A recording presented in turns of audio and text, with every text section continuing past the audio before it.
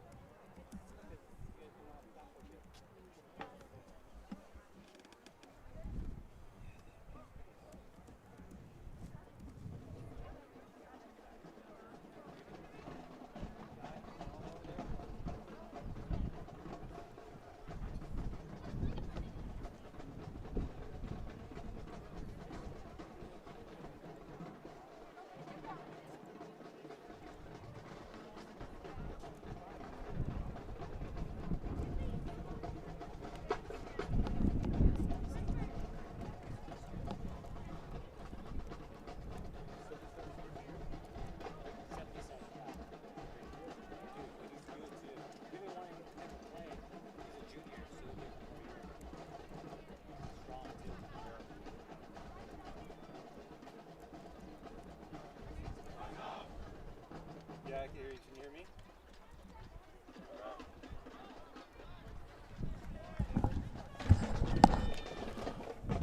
Welcome to Mission Prep Football. I'm Brian Stanley. Joining me is my partner on the mic. As we adjust our levels, we're not getting any audio here. Where are we at here?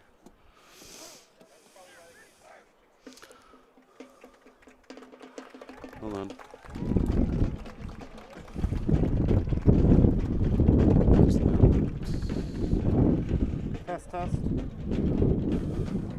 Test. Oh, hold on.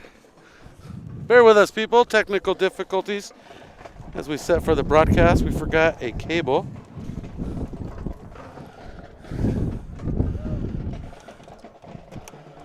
Coming in for the pregame show, nice and hot. We're in business. My goodness. There we go. Welcome to the party. I'm Brian Stanley, trying to get over some technical difficulties from basketball, working our way through it. And now Stephan and I are tangled up like a bunch of dogs. And we're untangled. Welcome to the party. I'm Brian Stanley, joining me, Stephan Hodges. And we are live for Mission Prep Basketball on Mission Prep Football on Prep Sports Network, on Twitter and YouTube. We appreciate you joining us tonight as we play with our volume here. Make sure we give you the best possible sound. Let's talk about our pregame show tonight, Stephan. Yeah, season finale for both these teams. Of course, for Morro Bay, it's senior night, technically senior night for Mission Prep. Happened in game 2, well early into the season, where tonight, going to be the season finale. Only one senior for Mission College Prep. Meanwhile, for Morro Bay, quite a few more. Let me get a count for you real quick. I feel like it's around the neighborhood of 8 or 9, but quite a few more, and it really speaks to the difference of where these two teams are. Right now, you got Morro Bay coming into their new setup, second year under Coach Goose and Brown. For Mission Prep, they've had Coach Schuster for a while, but they're entering a new era. A lot of younger players on that team. Number 79.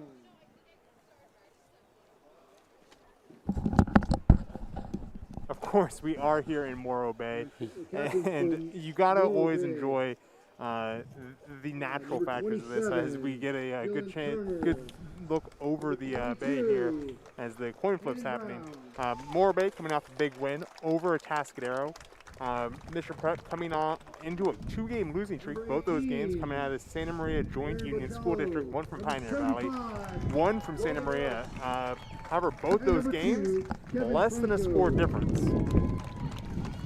Less than a score difference, and that's something that I talked to Coach David Schussler this morning of Mission Prep, and his target this week on offense is he's retooling this offense for the elements he has available to him.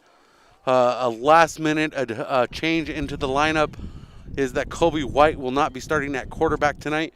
Starting quarterback for the Mission Prep Royals is going to be Aiden Dolan.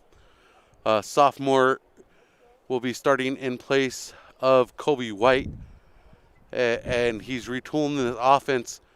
And he says this is something we're going to see a Mission Prep style team tonight that we would have seen 4 years ago.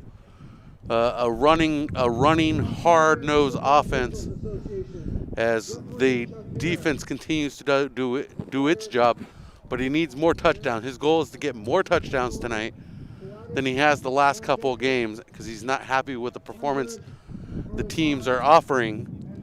The team is offering on the offensive side of the ball, not being able to move the ball well, understandably knowing that part of it is the team. Yeah, I mean, right now the offense going through a bit of a transition stage. This is a weird year all around for the Mission Prep Royals. They lost a number of seniors that were juniors last year, Sonny Berkeley, Carlton Brown III, as well as Mark Rodriguez, the starting quarterback. So the offense coming in was not what is expected to begin with. On top of that, you're dealing with adjustments within the season. Colby White suddenly not being available. Owen Harrison getting injured as well. There's a large number of injuries on this relatively small number of players that have made a huge impact on how the offense operates and what can be expected going forward, as we're going to be seeing Mission Prep kicking off to start this game. And taking those kickoff duties as both teams.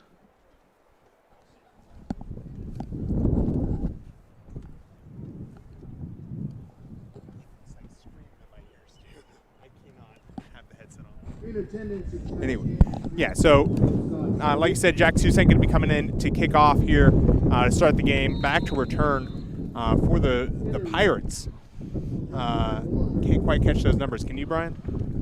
Back to receive for the Pirates is going to be Christian Merle, and the other number is a little crinkled. Cannot see it at the moment, but Christian Crinkle back to receive. And here's the kickoff. It's a nice deep kickoff. And collecting that kickoff, Cannon Gamble. And Campbell bringing it out past the 30-yard line to the 31. That brings up a Morro Bay first down. Yeah, Morro Bay going to be starting with the ball here. More of a modern style offense for Morro Bay. A little bit more spread, a little bit fewer guys up at the line of scrimmage. Something that we can expect to see here tonight, though. If you're familiar with the Morro Bay Pirates at all from the game last year, Kevin Franco was the quarterback. Not the case now. Franco becoming more of a utility-style player for the Pirates out there at wide receiver. Nick Johnson in at quarterback in the shotgun position. 2 receivers to each side, or 3 to one side, 2 to the other, Pass complete. Not much of a gain. The receiver on that play, Dylan Turner. And coming downfield quite fast is a quick little hook play by the Pirates. Those 5 receiver sets, you're going to see a lot of quick tempoed moves. You don't want to let your quarterback get in too dangerous of a position. Only 5 linemen up there to protect in an empty backfield. Got a couple running backs now with him. Man in motion from left to right. Fakes the handoff. This one goes to Dylan again. Dylan Turner unable to go nowhere with this one. This defense coming up strong. Dylan Turner had quite a game last week up against the Greyhounds. Major part of that offense. He had 5 yards per carry. In total, Dylan Turner carried the ball 17 times, 85 yards, and added on 2 receptions for 32 yards. As a comeback effort by the Pirates, they ended up winning that one 20-19 at Atascadero, just up 41 from the high school.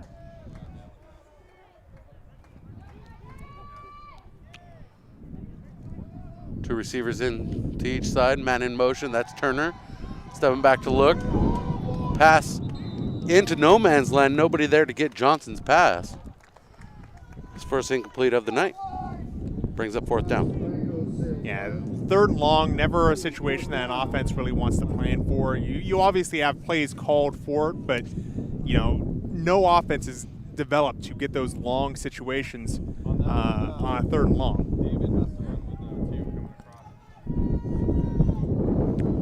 And the punt unit out for Morro Bay. Kevin Franco out to do the punting duties. This punt is off. Line drive. It's going to help Morro Bay as it goes out inside the 25. He's marking it exactly at the 25. Excuse me for the camera work. We're short a cameraman at the moment. Yeah, I'll be handling the camera as we say that. Thomas, welcome to the party, Thomas. Come on We've been holding down the fort while we've anticipated your arrival. Never late, just fashionable. I mean, a wizard arrives precisely when he means to, Brian. Exactly. We appreciate you joining us, Thomas.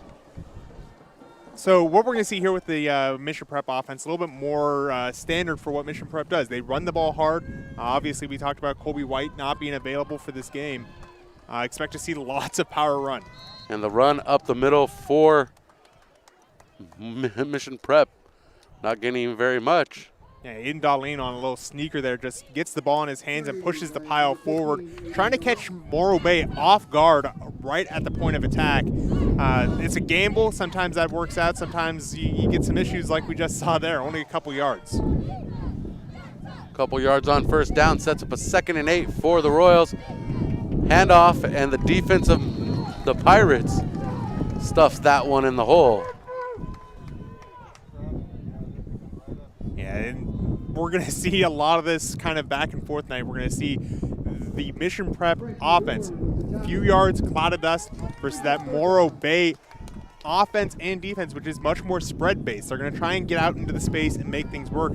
A couple plays in a row, just straight up the gut for Mission Prep. 3rd and 7. Jack Susink, the deep back. I formation. Susink takes the handoff. And he gains a yard. That brings up 4th down. Both teams with a 3 and out. And you know, it's interesting because we're seeing a very similar offense to start out here for the Royals. It's that, you know, doubles, you know, you've got 2 backs back there. You've got the cloud of dust and all that, but we're seeing shallow split backs. We're seeing I formation. I wouldn't be surprised to see if we get a little bit of that triple option we saw last week against the Saints as well. And the heavy running back for the punting duties, Jack Susang. And back to receive for Morro Bay is going to be Franco. Call grenade. And the Franco drops on it. And that's going to be a 1st down for Morro Bay inside their 40-yard line at the 38. For Morro Bay, one of the key things for this offense in general, but for this game in particular, is going to be crisp route running. You got to be able to find those open spaces immediately. Mission Prep may not have a lot of numbers, but they do have size where it counts. Their defensive backs are quite tall for a school of that population, so you're not going to have a lot of opportunities to get open. Luckily for Morro Bay, they've got Kevin Franco. He's the type of guy that you can't face guard because any way the ball's coming down, he's going to morph his body around the defender, get his hands on the ball, and make a play happen. Johnson in the backfield, working in the shotgun. Hands it off to Turner. And Turner can't work his way outside the tackle for any gain. That's Isaac Townsend, the big defensive lineman for Mission Prep, coming in and making things happen in the backfield, getting that tackle for loss. He's one of the major players last week in Santa Maria. Santa Maria, of course, only allowed 17 points to this defense, 16 points, excuse me. Problem was Mission Prep was not able to get things going on offense, and that is ultimately their downfall. Johnson and Turner in the backfield, split receivers, 2 to each side. 4-man front for Mission Prep. Throw to the left. That pass complete. Stepping out at the 40-yard line is Gannon Campbell for the completion. Gannon Campbell just running the post route on the far side. Underneath that route was a curl route that absorbed the defensive back. It's the safety's job to get over to that side, and I think he just got a little bit lost because the safety, I believe, is an odd man-high situation where he's trying to gauge both sides of the offense. Well, picked wrong there, and the post was wide open. 22-yard pickup for the 1st down. Gang Campbell's reception net at 18 Trips to the yards. right for Johnson. Turner in the backfield with him. Single receiver to the left. Working the cadence is Johnson.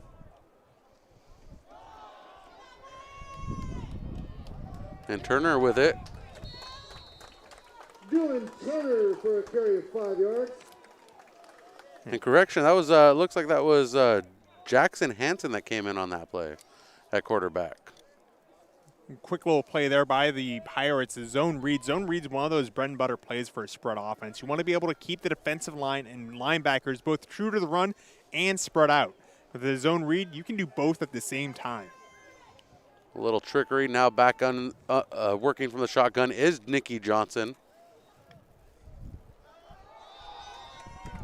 Hands off to a new back, Hayden Brown this time. Off to Hayden Brown for a gain of 1 yard. And David Ware coming along the line there to make the play. It's going to bring up a 3rd and medium.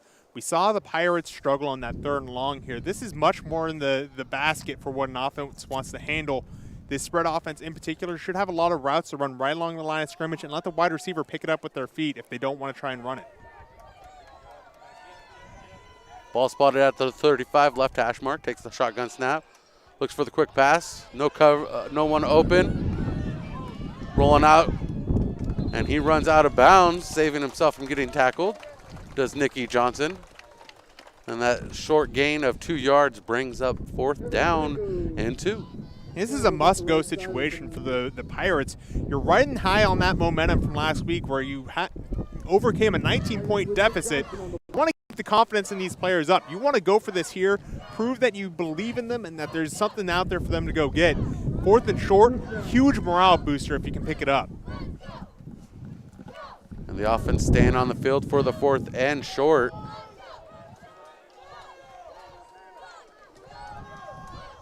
Full back in on this. Rafael Aguilar. Turner running the offense, keeps it himself. And he's going to get enough for the first down. A 3-yard pickup, that is, for that first down on 4th down. You're not going to pull in the fullback on a play like that and then run a fly sweep straight up the middle for a big first down for the Pirates. Sure, it's early in this game, but we talked about the confidence that they're carrying in after their win over the Greyhounds. That game ended on a blocked kick, one of those where, you got 2 options. It's going to be a heartbreaking situation, or you're going to end up back on top, and Pirates won it in the most hair-splitting way possible last week. Moving left to right, takes the shotgun snap as Johnson hands it off to Brown, and Brown gets tumbled over after a 1-yard gain. This defense is really doing that classic Royals bend but don't break thing. They're allowing these short plays underneath, and the good news for them, nothing's been open deep, but the Pirates just getting these chunks of yards. They got to get a little bit more aggressive along the defensive front, the Royals do, in order to make something happen. Ball spotted at the 25 now, inching closer to the red zone. Shotgun snap for Johnson. Deep pass right side, looking for the corner shot. And that pass is incomplete as the ball hits the ground.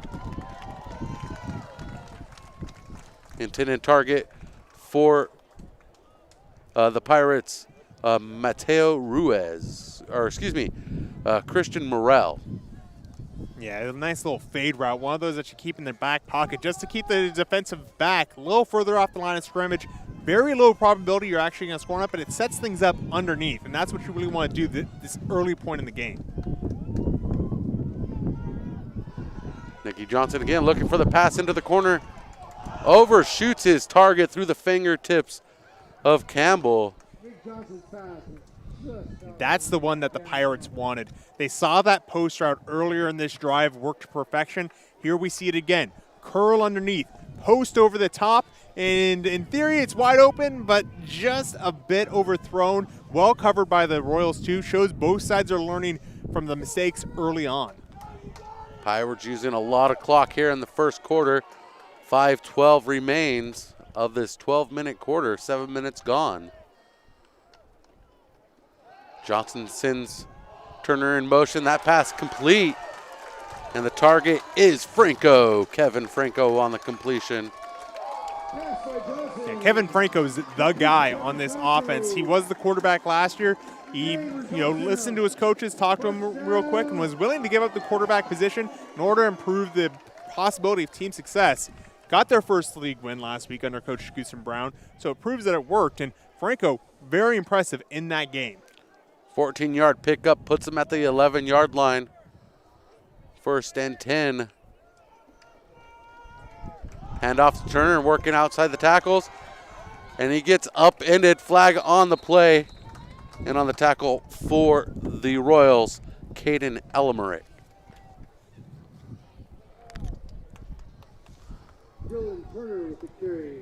Yeah, going to get this flag in here. Referee having a discussion with the players. They're not happy about on the Morro Bay side, and it will be holding against the Pirates. So not what you particularly want to see if you're Morro Bay, moving backwards as you're in the red zone. But that's the call. And that is a 2-yard pickup, or a 3-yard pickup.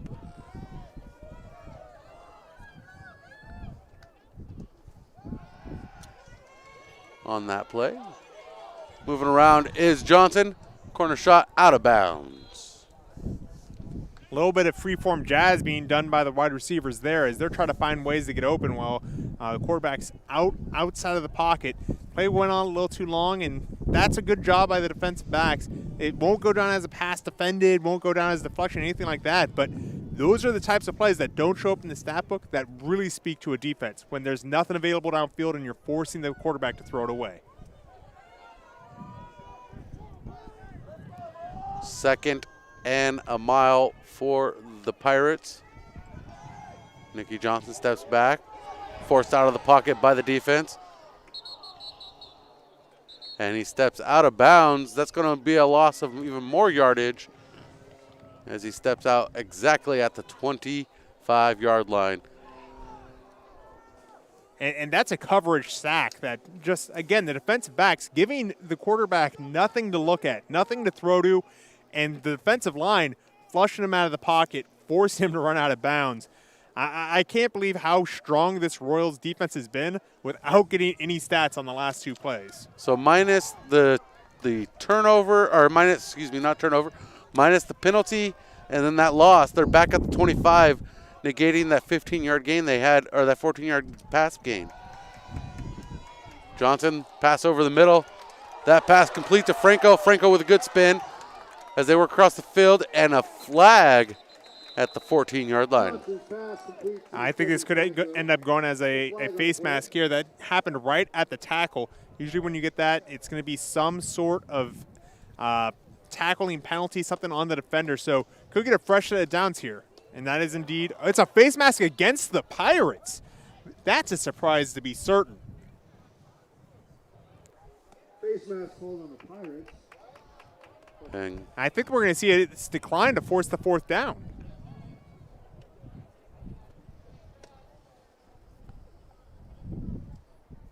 Indeed, that's the case. Interesting call. They could have had the ball all the way back, almost to Royals territory, as that would have been a 15-yard penalty from the line of scrimmage. Instead, declining the penalty, and it will be Royals or Pirates ball inside the 20. They're going to have another shot at the end zone here. 4th and a mile. The marker they're looking for is either the goal line or the 1-yard line to get the fresh set of downs, or the goal line for that touchdown. And we have a timeout on the field. So let's go ahead and take a timeout with them. We'll be right back. You're enjoying Mission Prep Football on Prep Sports Network, live on Spreaker and YouTube.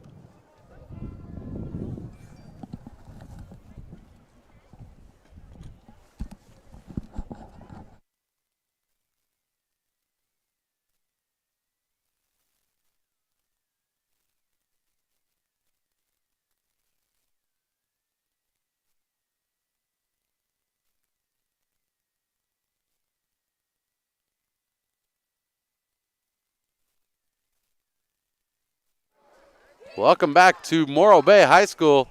A beautiful day here on the coast as the sun is setting. It's a little chilly but beautiful sky for some football. Yeah, it's a beautiful Morro Bay day. It's never not chilly here. They did respot that. And they go for the field goal. Field goal is up. Field goal by Kevin Franco. And Franco's field goal is good.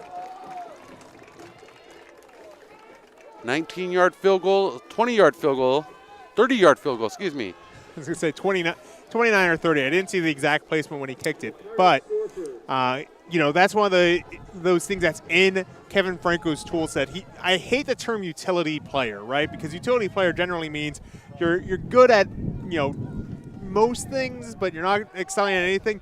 Kevin Franco's the type of guy, he excels at everything. He showed it as a quarterback last year, wide receiver this year, kicker and punter both years. He's a utility guy. You put him anywhere, he's going to get it done. Not unlike Jack Susank on the other side of the ball for the Royals. One thing I'm trying to figure out here real quick, on that last play, at the timeout, they moved the ball from the 17 to the 13. 5 yards. Was there a penalty? Did I miss something? I think it was on the 17. I didn't see that. I was watching, the kick was from the 20. And the ball falls off the tee.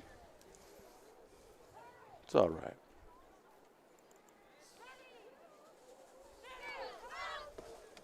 High school football, people make mistakes. And Franco with the kickoff. A sideways kick, and that one's going to go out of bounds, out of the end zone. A nice missile kick. Franco's kickoff sails through the end zone.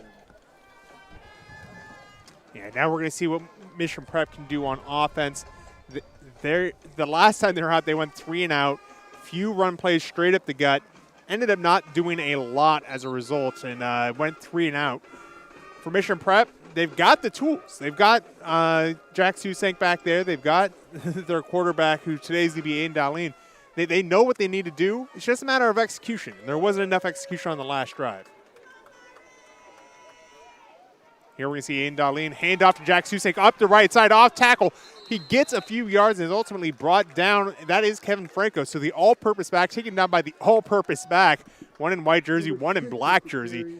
As the free safety on free safety violence. You hate to see it. Mission Prep will have the ball. Second and short from the 27-yard line as Aiden Darlene coming in from the sideline as he gets a call from Schuster. For the Morro Bay, second half last week ended up being a shutout as they played the Greyhounds. What was once a mismatch ended up being an upset. Darlene under center. And here's the handoff to Jack Susank. He's going to get enough for the first down after the 7-yard gain, and we have flag on the play. Well, we got it. We got a first down indicated by the umpire, so it's a sideline infraction against Morro Bay, and it ends up being nothing. You get one of those free, a little bit like a sandwich off a punch card for the Royals right there. And that 9-yard pickup for Susank doubles his yardage now with 18 tonight on 4 carries. Well, coming into this game, Susank was averaging 8.7 yards a carry. Fairly unsustainable for a full season. This is a shortened season, though. And we've seen he's got the capabilities. And powering his way up the middle is the big fullback, Isaac Townsend. Isaac Townsend mainly been seen on defense so far this year. Not one of the main running back cores, but we've been seeing a lot of things get changed around. This is a great game to get Isaac Townsend some looks, get him some work on offense, because he's got the athletic ability to really be a difference maker going forward. He's only a freshman for the Royals, and we're already seeing him make impact plays like that. So Isaac Townsend picks up a good 7 yards on his carry.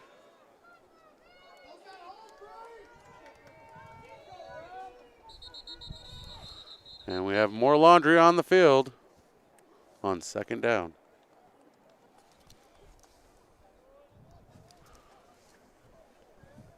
Yeah, neutral zone infraction against the Pirates.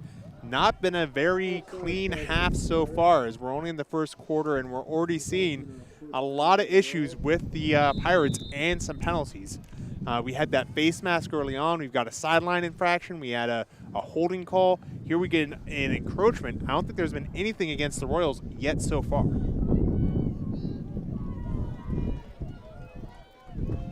First and 10 from the 48 of the Royals. Mission Prep driving right to left.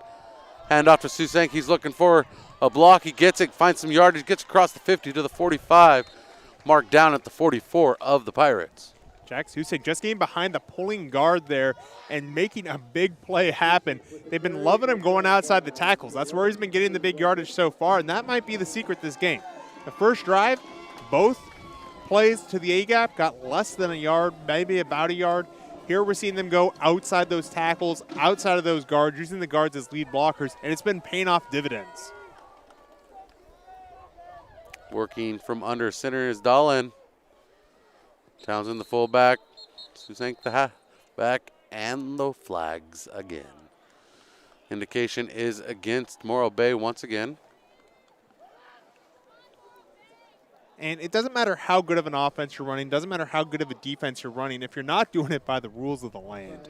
And here we're seeing Morro Bay just getting punished time and time again, really living up to that mascot of the Pirate of not paying attention to the laws. And it's making them pay dearly. Honestly, the defense has not been bad so far. They forced a 3-and-out their first time out. Here they're getting punished a little bit outside the tackles, but generally speaking, Morro Bay's been answering the call that the Royals have been sending out. Now first and 10 from the 39-yard line of the Pirates. Dahlin working under center, hands it off to Susank. Susank gets one and gets taken down by two. Count it, two Pirates. Aaron Botello in on that tackle, along with Gannon Campbell. It is interesting hearing that you spoke to Coach Schuster of, head coach of the Royals, and saying that it's going to be a different type of game for the Royals. All I've ever known Mission to be is a power run team, and we're definitely seeing it here today. They're going to push that ball downfield as much as possible as we come down to the end of the quarter here. And time has ticked away. That is the end of the first quarter. And I would say that the Morro Bay Pirates controlled most of that first quarter with using the clock. And we'll be right back. You're enjoying Mission Prep Football on Prep Sports Network, live on Spreaker and YouTube.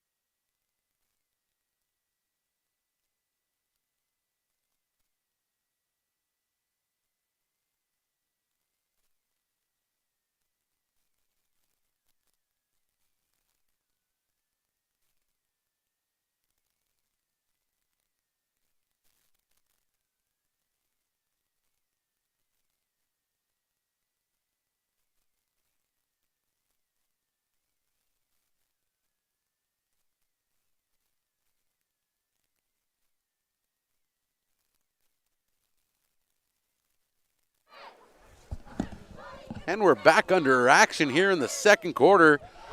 Mission Prep is trailing the Morro Bay Pirates 3-0 following a 30-yard field goal by Franco. Franco doing his work. As my pen goes flying, I will survive Kevin Franco on that kick midway through the first quarter as the Pirates are trying to stop Jack Susank. And the Royals, as Susank breaks one tackle, breaks another before he's dragged to the ground. Starting at the 36-yard line, being dragged to the ground after a 7-yard gain. Yeah, just right outside the tackles each time. This drive has not been anything but power right, power left, counter, just keeping it out from dead center. The Pirates haven't found a solution yet. Those linebackers hanging on the outside, getting blocked, getting forced downfield. And really, this has just been a battle up front that the Royals have been winning. I will tell you that in our conversation today, Coach said that Sault could have 50 carries today. And flag as Sault takes the handoff from Dahlin. Making sure the referee crew gets a lot of airtime here today. Another defensive offside penalty. That's going to make it a 1st and 5 for the Royals as they inch closer to that red zone, trying to get inside that 20-yard line, get within striking distance of the end zone. One of the things that makes it so hard for this defense is they're trying to get a jump. They know that if they wait, they're going to get hit by a Royal right away. But the Royals love to use hard counts, and they're pulling it off today. That's the 3rd offsides on this drive alone. Isaac Townsend in the backfield with Sault. Sault takes the handoff, trying to drive right behind Townsend, and that's enough for the 1st down. Another 7-yard gain. First time they've gone between the tackles in quite a while, at least on this drive. First drive they went between the tackles just about every play as well. However, they didn't get much out of it. It was a 3 and out. So going back between the tackles here pays off well, gets them a 1st down, and they're inside the red zone now. Pirates unable to answer the running back, Jack Sault. As Sault takes the handoff, led by Isaac Townsend, but is dragged to the ground this time. And on that tackle for the Pirates is going to be Phoenix Pop. Yeah, Phoenix Pop showing that he's real savvy there. He knew that Sault was going to the ground, and he started going after the ball. But for the offense, that's also a sign that whatever you're doing is working, because the defense getting tired, they're really going to try and force that turnover. Mission Prep's got to be patient here. Know that if they keep wearing them down, they're going to be able to beat the Pirates into the end zone. 2nd and 9. Ball at the 20 or the 17-yard line. And Townsend with the ball this time, switching things up just a little bit. The fullback trap's one of my favorite plays. You just pull the guard over, you let the guy right up in front say, hey, come on to the backfield, and then let him get his clock cleaned by the pulling guard. R.J. Esmond getting right behind the, Isaac Townsend getting right behind the pulling guard, picking up a few yards, but not quite enough. Is this going to be a tough 3rd down? 3rd and about 7.5. First pass of the night. Pass complete. Not enough for the 1st down, but it's going to be a 5-yard completion for Dahlin to Tyler Garrett. Quick little screenplay there, and the idea was to play off the fact that everyone on the defense looking behind him, making sure nothing's going to get into the end zone, nothing's going to get a 1st down, pick up that soft yardage off a quick naked screen, and it allows for an easier field goal, or in this case, it looks like they're going to go for it on 4th and short. 4th and short, ball at the 10-yard line.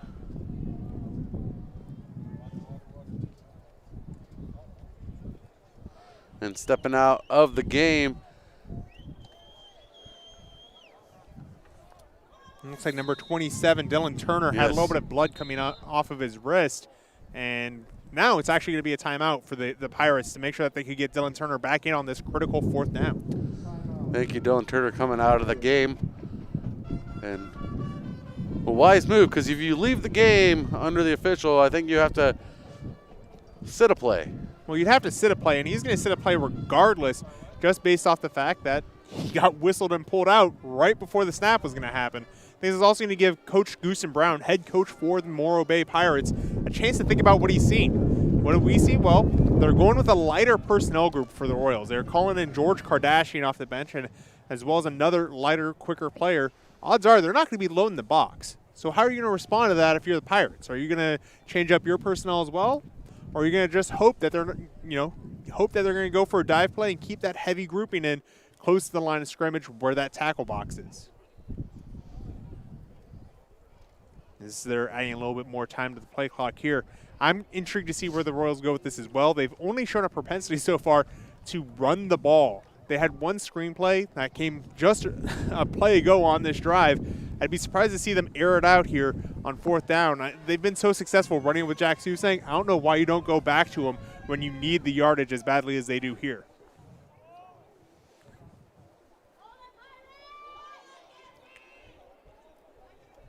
Coaches holding them in, or the officials holding them in the huddle, the white hat. As they step out, we have receivers to each side. Tyler Garrett and Grant Callahan. Single back, man in motion. The pitch goes to George Kardashian. Enough for the first down on 4th down, a 5-yard pickup. Well, when you want to know how to run the triple option, look to somebody that came from the Navy. Of course, Coach Schuster spent some time in the Marine Corps, and he talks about that double wing set as a little bit of a tip from the Naval Academy. Gets the pitch out to George Kardashian there. And it's going to get a critical first down on the 5-yard line. The Royals are just rolling towards the end zone. First and goal from the 5 for the Royals. They want to get in the end zone here. Looking for a touchdown and another whistle. Don't see any flags. It's on the far side there. Okay, there it is. A line of scrimmage infraction against one of the teams. It's going to be against Mission Prep. False start on the offense. 5-yard penalty, back to the 10-yard line you go. And honestly, for Morro Bay right now, you're looking at if we take a encroachment penalty or any sort of a penalty that's not going to provide Mission Prep with the first down, it's not the worst. You're going to take half the yardage of the goal line, and when you're down this close to the goal line, that's really not much of a penalty at all. So first and goal from the 10 now. Dahlin working under center. 2 receiver, hands off to Jack Susang. Scoots through the middle and into the end zone. Touchdown, Mission Prep. Followed the big block of Caleb Alalem and got into the end zone. It was a little bit of a shuffle through the line of scrimmage. Wasn't the biggest hole that you could ever imagine, but my goodness, does he do a good job following his blocks and making sure no one gets a good angle on him. Jack Susank into the end zone for another touchdown. That's his 4th in this short season, where it was even shorter for him due to Kairos. So do we call that the Susank shuffle? The Susank shuffle, I love it.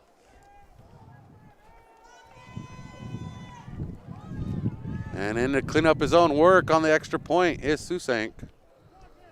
And his holder is going to be David Larrera. And the fake. Larrera looking for the pass. And that is incomplete to Tyler Garrett. So it is a 3-point game.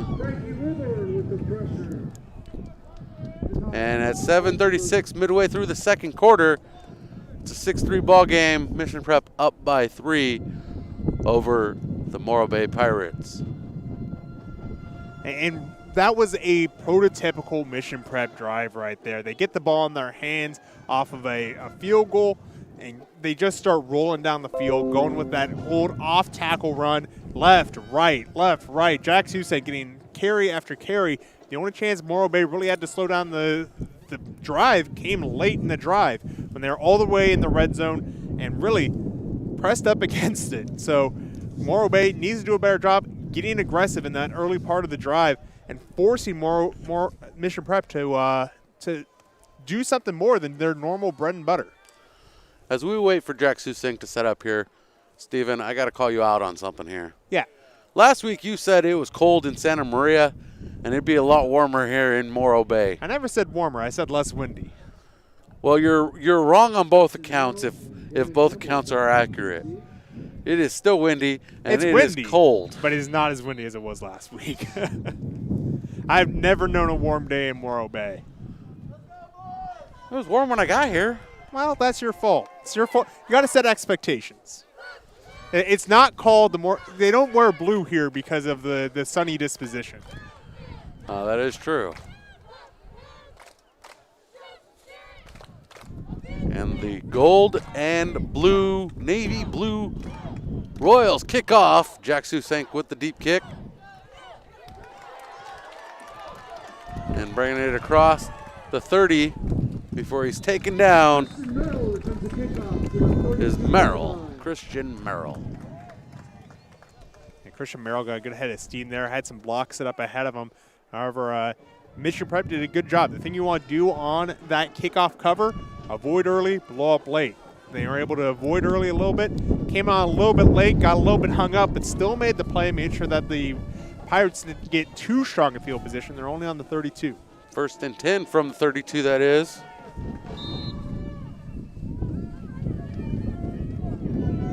Johnson hands it off to Turner. Turner trying to turn the corner on the outside as he scoots all the way from the left hash to the right hash.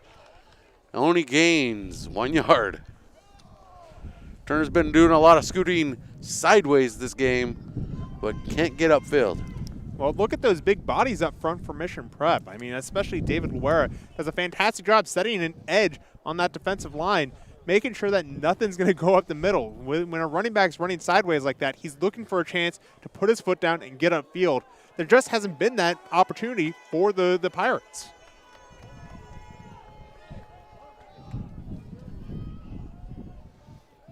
Working from the shotgun now is Johnson. He stepped back. He's looking to throw.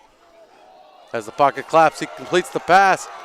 And with a good stiff arm, gaining some yardage across the 50 is Kevin Franco giving a big hit as he's taken out of bounds. Kevin Franco showing off his athletic ability there, just running the shallow crossing route and then shakes off a defender as he goes out of bounds. Kevin Franco, not the biggest guy, but he plays about 20 pounds heavier. And he's listed at only 5'6", 145. That's not the type of play you expect from a guy that's 145, Brian. A 20-yard pickup for Franco. And most of those yards were after the catch, delivering that stiff arm. And we have an interception going the other way. David Lorera with it. Nothing but green in front of him. He's at the 20, the 15. He's being chased down, tackled. Ball comes loose at the 5-yard line. They're saying he's down before the ball comes out. Mission Prep with the ball at the 5-yard line. David Luera does a little sneaky play there. He's playing down near the line of scrimmage, sees that it's a passing play, and quietly backpedals as the slant route's going on behind him. He puts his hands up and gets a huge interception going the other way, almost a touchdown. Sure, the ball came out, but it's because he had so much force going into the ground from that speed he built up. That was probably a 60-yard return that he just pulled. Driving like a dump truck down towards that goal line. Sets Mission Prep up. 6:04 in the second quarter.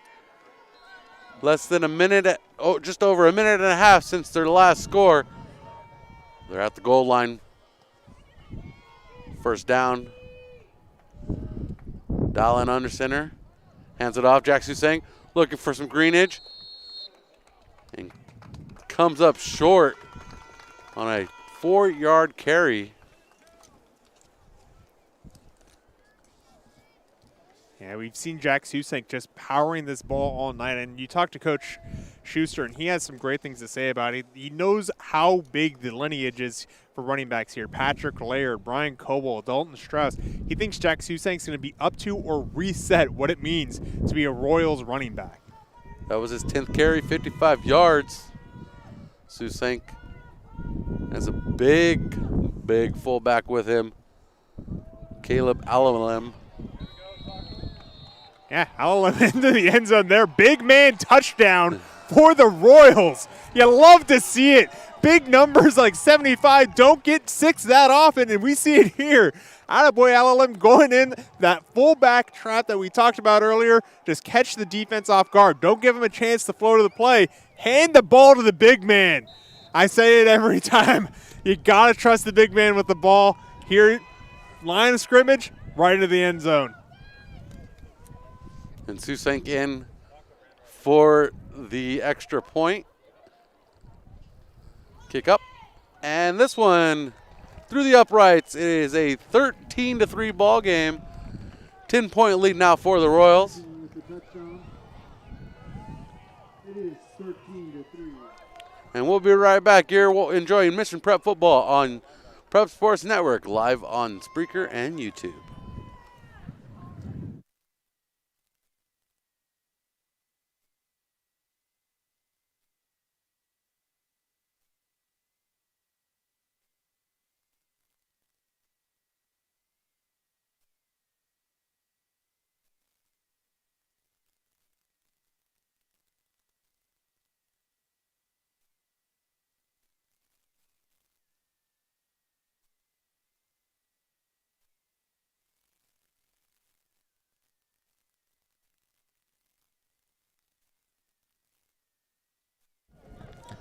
coming back midway through the second quarter. 5:19 remains before the break. Our score is 13-3, not 13-7, 13-3 here at Morro Bay High School. The Mission Prep Royals lead the Pirates in the season finale in the Ocean League. Mission Prep looking to get to 3-2. Morro Bay trying to get to 2-3. Yeah, a little bit of a rivalry week across the Central Coast. Not here, though. I mean, these teams are proximity rivals, but that's about it. Of course, the big rival for Mission Prep won't answer the bell. That's San Luis High. But Mission Prep gets the next best thing as the team with the most wins in the San Luis Unified School District. That's Morro Bay. Morro Bay trying to snap a 8-game losing streak in league. And this is a squib kick. Bounces out of bounds just inside the 25-yard line. Causes more laundry to come out onto the field. Yeah, procedural penalty. They, of course, will just take the spot. But Morro Bay's got a big problem here as they are in a situation where they have to score. They have to find a way to get some points out of this drive. When you turn the ball over like that, you lose all that confidence that you've had coming into this game. That 20-point comeback you had last week, not in the minds of the players right now. What's in the minds of the players is, can we trust ourselves with the ball? Can we get some yardage? Can we get these things done? You got to answer all those questions quickly if you want to have a chance to get back in this one. And one accolade I'm sure Morro Bay wants to get a win here is that Mission Prep in 2018 beat the Pirates with an 8-man squad playing 11-man football. As Johnson hands it off to Turner. Turner turns the corner with some speed and it breaks through some tackles and then finally dragged out of bounds by George Kardashian. Huge gain for Turner. And the Pirates coming out with some power. We saw Kevin Franco catch that ball earlier and really shake off his defender. Here we see it again. Just the Pirates trying to show Mission Prep they're not the only power football team in the ocean. That is an 18-yard pickup for Turner. His longest carry of the night, his 7th. All around total of 29 yards for Dylan Turner.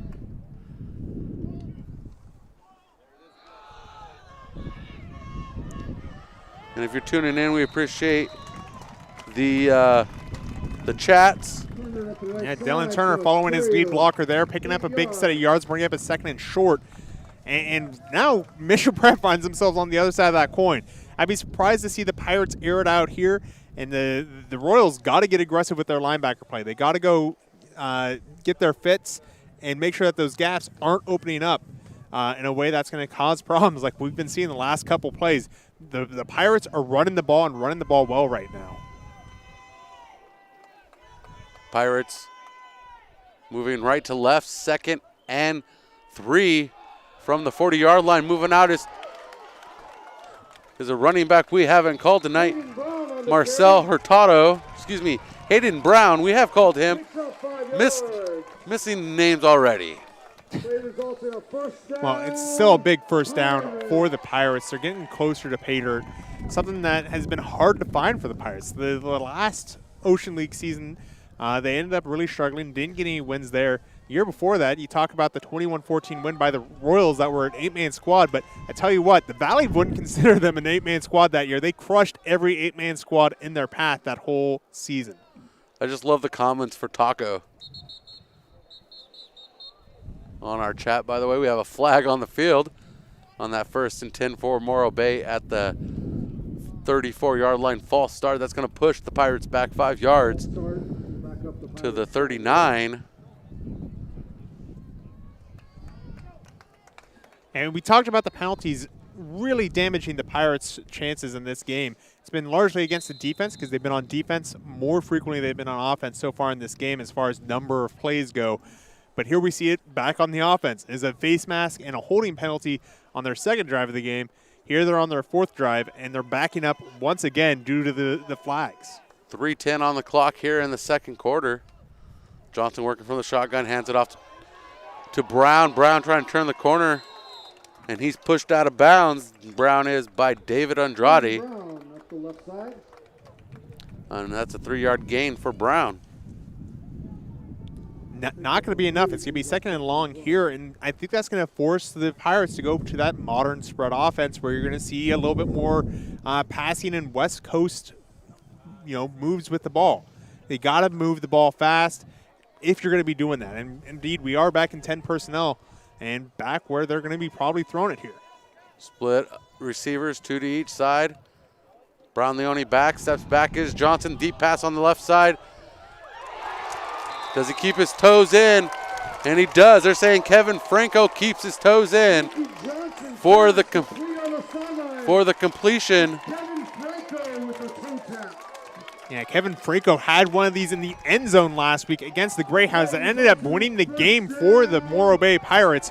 So not a surprise to see him do it in the open field right along the sideline there. Just gets both feet in bounds and pulls the ball in for a huge completion. Kevin Franco is one of the toughest receivers to cover in the Ocean League. And we saw Nick Martinez last week. I think Kevin Franco might have a leg up on that guy. 23-yard completion to Franco from Johnson. That puts him into the red zone just inside the 15-yard line. As Turner working the offense this time, man in motion. Turner hands it off to Franco. Franco takes it this time up the middle for a short gain. Bit of a wildcat look there, bringing in your wide receiver to running back and your running back to quarterback. It's one of those things that you'll do when you want to get a little creative, but the defense on top of it, knowing that they couldn't really throw the ball there, they piled up into the box, no room to go for the Pirates, and that might be a costly one as Kevin Franco's limping out of the game right now. A 2-yard gain as Franco limps off the field.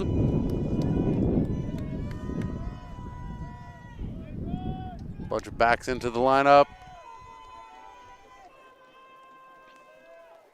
As Turner working from the shotgun for the Pirates. 2 minutes to go here in the first half. Flag on the play.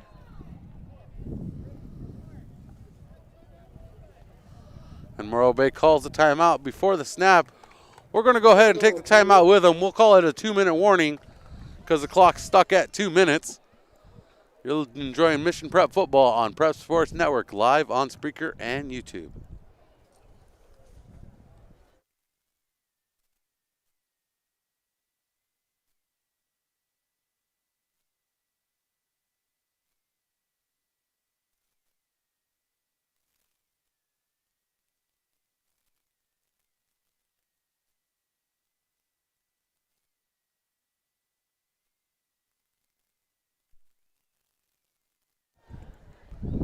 Welcome back to Mission Prep Football on Prep Sports Network, live on Spreaker and YouTube.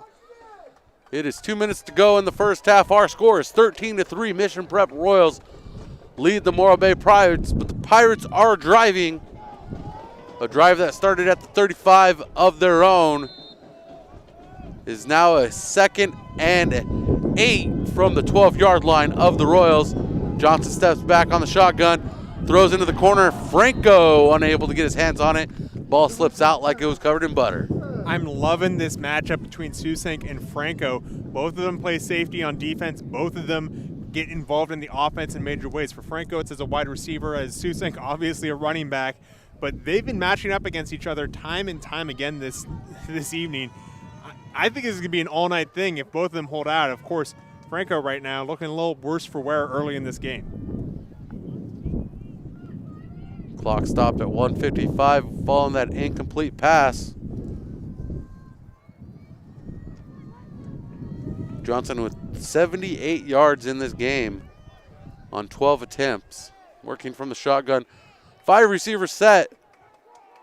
Trips to the right. And that pass incomplete. David Andrade on the pressure. And Christian Merle, the intended target. Christian Merrill was in the right position, ran the route correctly, just couldn't bring that other hand on top of the ball. As a result, it skips off his bottom hand. That's why they always teach you when you're a wide receiver, you want to catch with a diamond pattern.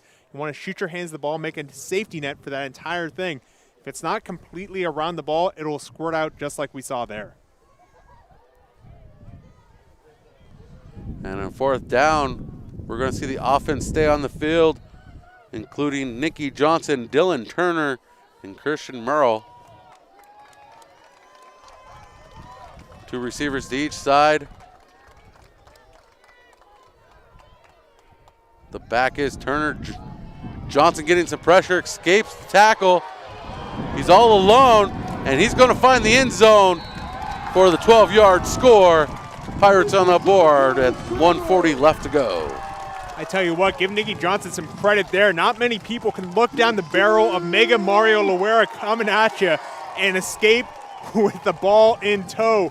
He does just that, squirts out to the side of the pocket while a blitz came unblocked up the middle, finds his way to the end zone. What a play by Johnson. That took some chutzpah, and he earned every yard of it.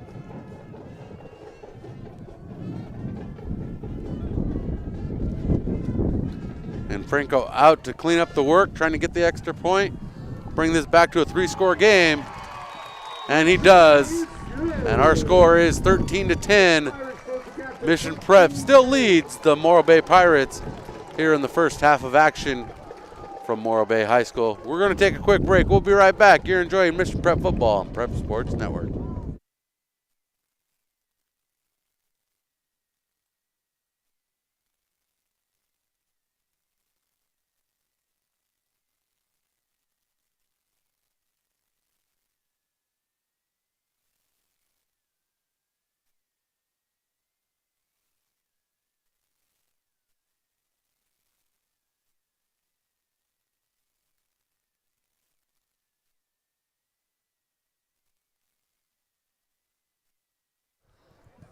And welcome back to Mission Prep Football on Prep Sports Network. I'm Brian Stanley. Joining me tonight is Stephen Hodges and Thomas Bowden. Bowden, the cameraman. We always appreciate him joining the show.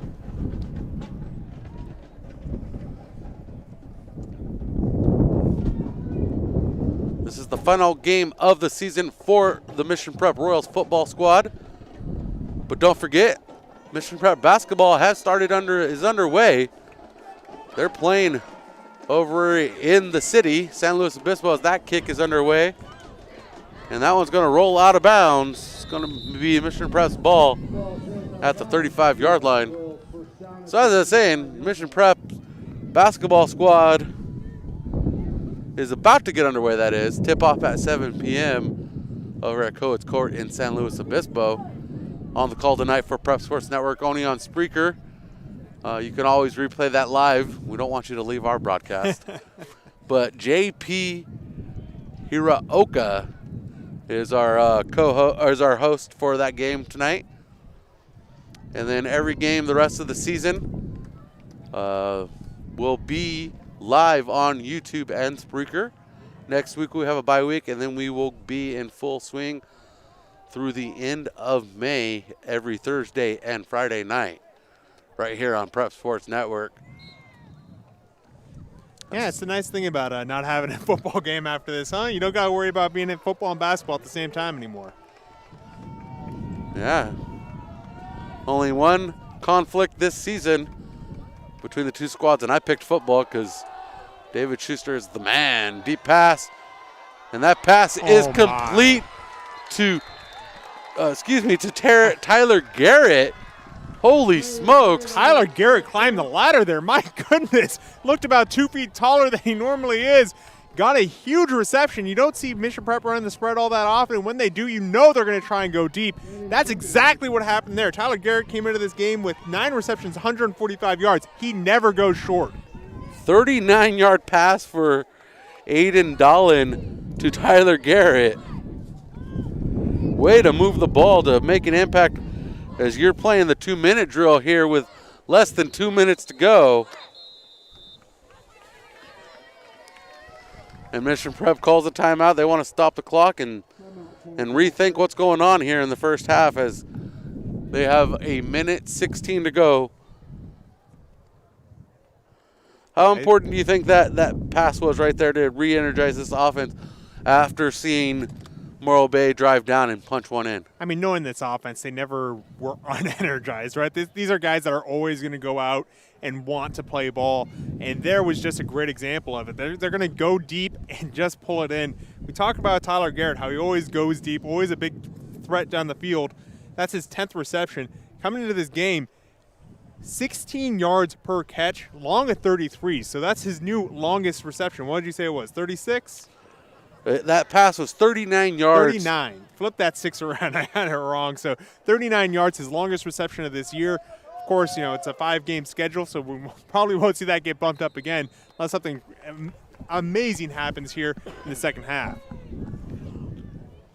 So 1st and 10 from the Royals at the 26-yard line. Dolan takes the handoff and gives it to Susink. Susink runs over David Lorera, or jumps over, shall we say. Not runs over, but jumps over for a 3-yard gain. Yeah, Susink getting the call to go between the tackles there. It's interesting to see with less than a minute left that they're still going to the ground, but as I say that, they're spreading it back out again. And halftime, PV looks to be leading 27-7 over Santa Maria. Pass into the corner, Tyler Garrett. Flag on the play. The pass is complete.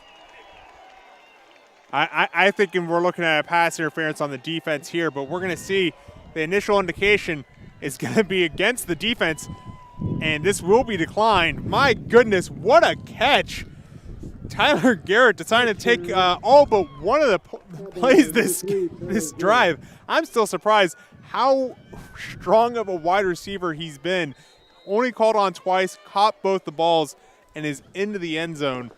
Once again, his 3rd touchdown. My, that is not what you typically see out of the Royals. That is a 23-yard touchdown score. A pass from Dolan to Garrett.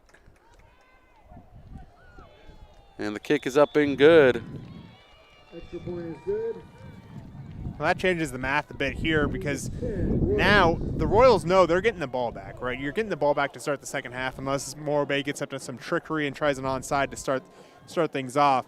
For Morro Bay, they've got to score. You're fine going into halftime, maybe down a score, but going down 2, you really want to push it here. So I'd be surprised to see them take a knee, see them run the ball, run the clock out. I expect to see Morro Bay trying to air it out, mission prep. I expect to see them prevent defense here. Even if it seems obvious they're going to run it, you want to spread things out and make sure that they don't get a chance to get downfield. We've seen how dangerous Kevin Franco can be. You want to limit this offense. 36.7 seconds remain in the first half.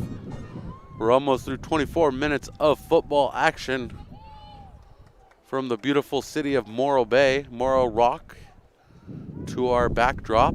You can't see it, but we can, and we get to enjoy it. Don't tell them what they can't see. I can tell them. I can have them see whatever I want them to see. There Beautiful it is. Morro Rock, the blue rock. Actually, a blue butterfly species was actually named after Morro Rock because of the blue tone of the rock.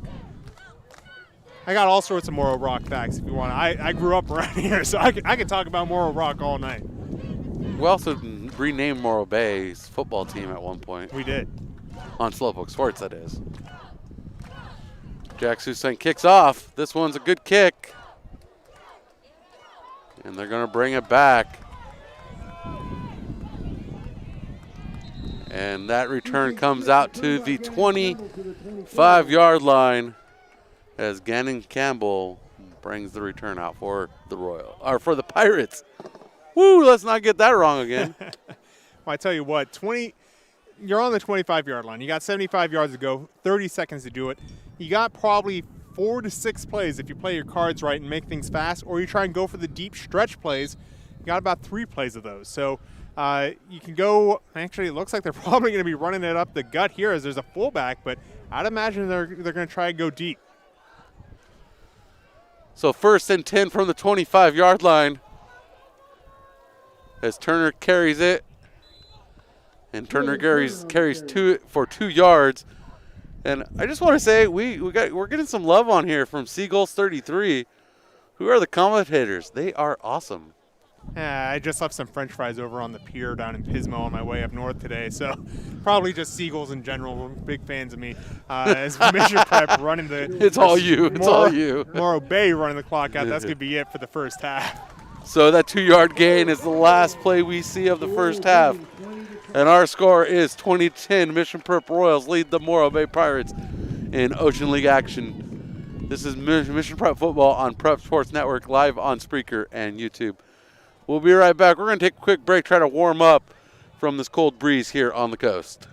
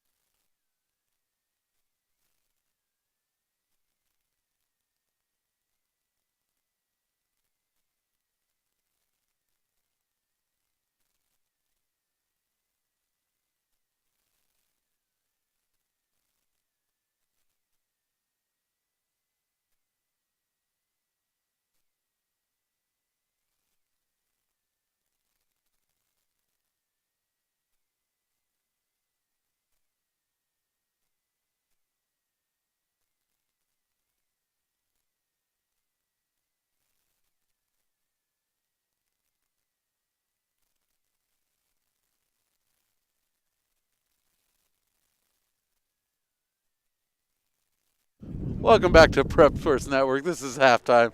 Steve and I are battling on camera shots to see who can get the better one. We hope you guys are enjoying our silliness as we have a camera at the, I guess that's the north end zone? Yeah, that's the north end zone. Yeah, because the sun sets in the west. Well, the sun sets in the west, but slightly north because we're in the northern hemisphere. I'm looking forward to going in and broadcasting in Patagonia, something like that, so I can experience the other side. Yeah, well, I'll just go broadcast from Tasmania. Yeah, of course. Yeah, Tasmania works too. All those places and more. As right now we find the Royals leading 20-10 in the Ocean League football finale.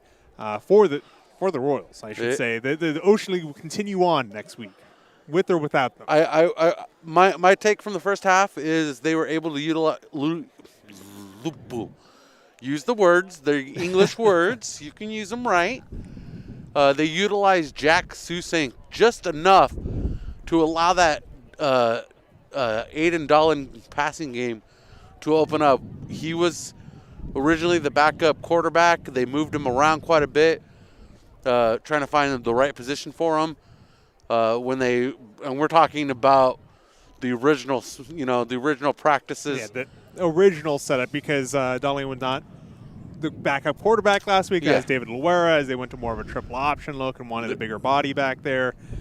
There's all sorts of complications. This was before COVID, and then things rapidly changed over time. Gradually, rapidly, however you want to look at it. And now he's back at quarterback, and he did a good job, in my opinion, after they were able to get that pressure off the receivers a bit. Looking at the numbers, he has 3 passes for 67 yards. I like that average. That's a pretty good average for a quarterback, averaging over 22 yards per completion. That's quite a feat. Statistically unsustainable. You don't have 22 yards in front of you every play, but very impressive nonetheless. As we look at a team that just right now is getting to roll. They came out slow. The first series was 3 and out, so obviously not ideal, but generally getting better each drive, and that's happening on both sides of the ball. Obviously, the last drive for the Royals was just a quick 3, one-play drive, ran the clock out, and went to halftime. Or rather, for the Pirates getting more powerful with each drive. They've been getting more physical, more ambitious. The Pirates have just as much of a shot in this one as any team. I mean, they went into the halftime last game, down 19, came back and scored 20 unanswered. So you can never count the Pirates out of a game. And as the cheerleaders' music comes on and they start performing here at the half, last week while we were at Santa Maria, we had the pleasure of listening to the cheerleaders warm up their music. One of the songs they played that we were catching on to was California Love by Tupac and Dr. Dre. That wasn't there. We had a problem with our pregame. Before we started talking, there was about a minute and 20 seconds that the cheerleaders played DJ Khaled, and YouTube. Want to take another run at that one? I don't listen to him. DJ Khaled. He's been around for a long time. DJ Khaled. Whatever. Okay, DJ Khaled. He's been on SNL. Like, he's not a small-time name. He's small-time to me because I don't really care about his music. I'm sorry. All right. It's not my style. Like, all right. But as I'm saying, DJ Khaled, forgive me for saying his name wrong. I do that sometimes. DJ Khaled, they were playing a minute with pregame, the first minute and 20 seconds of the film. We got flagged for copyright infringement. All right, well, this is news to me. That's great. So I had to go through and edit the audio out for the first minute 20 seconds so that we could properly have the video posted on YouTube without any kind of restrictions.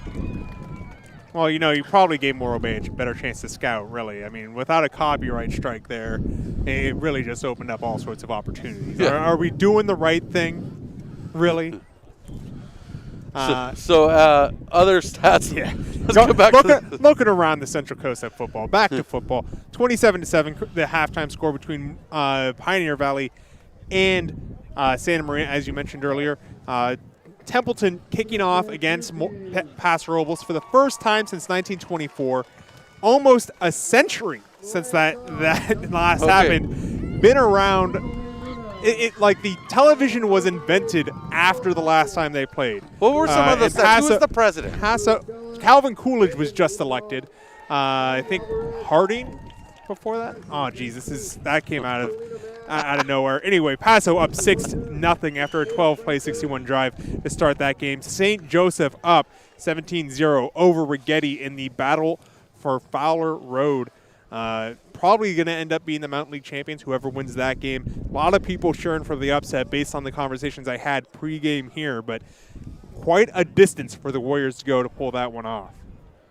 And that out-of-town scoreboard brought to you by Slow Coast Sports Academy. Check out Slow Coast Sports Academy. Forgive me, I keep wanting to say slow poke. I'm so routine in saying slow and poke.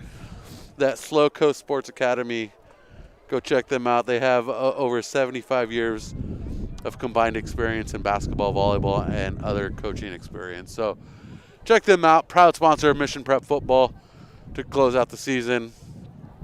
They are out-of-town scoreboard sponsor today, and one of our primary sponsors, along with Mission Prep Administration. If you're looking to get your kid into Mission Prep academics, it's a great place to go.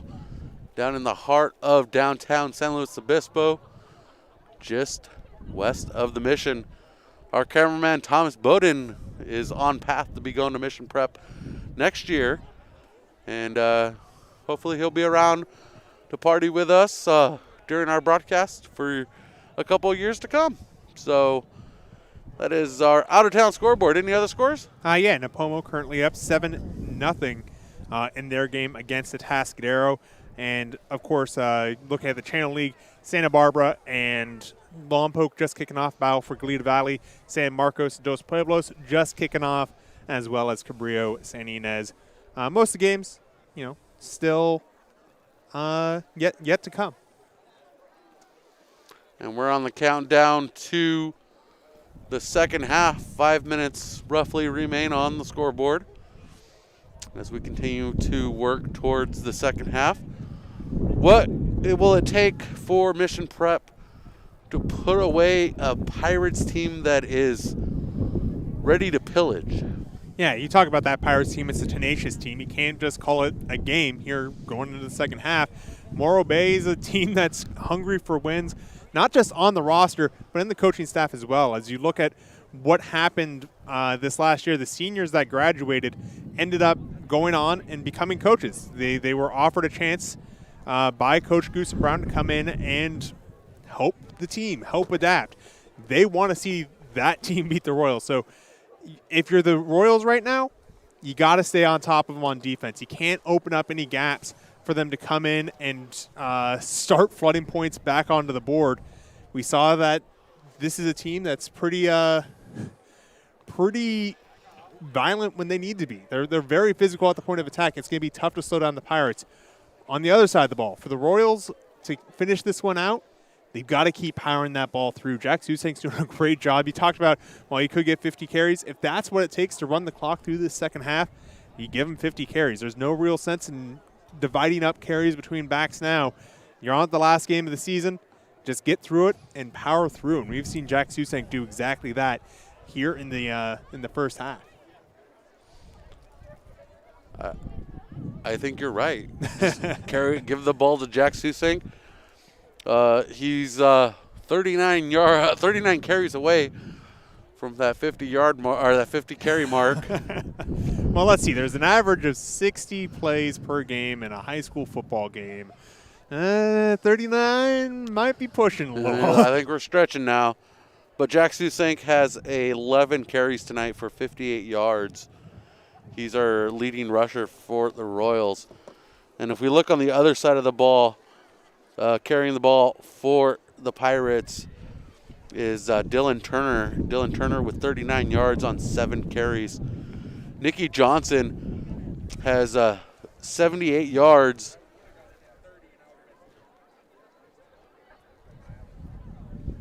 on 6 completions with 1 interception. And the Nikki Johnson has the only touchdown for the Pirates on a 12-yard gain. And we'll just recap the first half scoring for those tuning in. Our first score came midway through the first quarter on a Franco 30-yard field goal to put the Morro Bay Pirates up 3-0. And then midway through the second quarter, 7:36, the Royals answered back with a 10-yard run by Jack Susank for the score. Extra point conversion, no good.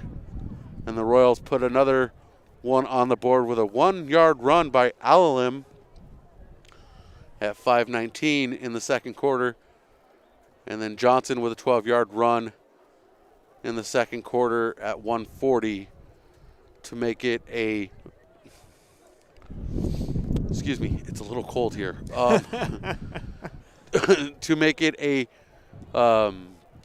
3-point game. You know, your red hair, you could mistake you for a Viking, but your distaste for the cold offshore winds kind of throwing that away there. It's the wind that's getting me. It's not the cold. It's the wind. It's bone chilling. And off topic, not that I need an applause or anything, but I've been losing weight, so the insulation's wearing thin. And then our final score after a 13-10 score is Dahlin connects to Garrett for a 23-yard pass, a total of a 65-yard drive on that with 36 seconds left in the half to make it a 20-10 game. I would say the turning point so far for the Royals was that interception by David Luer. What a pick. Long return, got them onto the goal line, got them onto the doorstep, ended up being punched in there at the end by Alalim. And we talk about what this team's going to look like in the future. You know, no playoffs for the Royals, so no chance, no matter what the outcome comes for a playoff run by Mission Prep. But that defense has turned out to be something very special. They struggled all last season with defense, got lit up several times, some very painful games on the road that I had to drive quite a ways to go watch. And it's completely revolutionized this last year. And a lot of that comes down to the Luera twins. Mario and David are quite a special pair of guys. They started as freshmen last year. Here as sophomores, we're seeing their development. And we're seeing them turn into some really special players and men all around. I'm looking forward to seeing what this team brings coming into next year, coming into the next generation of what this Mission Prep team is going to be. Yeah, they're just going to keep growing. That one senior, Caden Cheney. Yeah, Caden Cheney, it's his senior night. It's a singular senior night for Mission Prep. One senior on this team, as most of the people that were juniors last year on the team have either decided to play another sport or take the season off.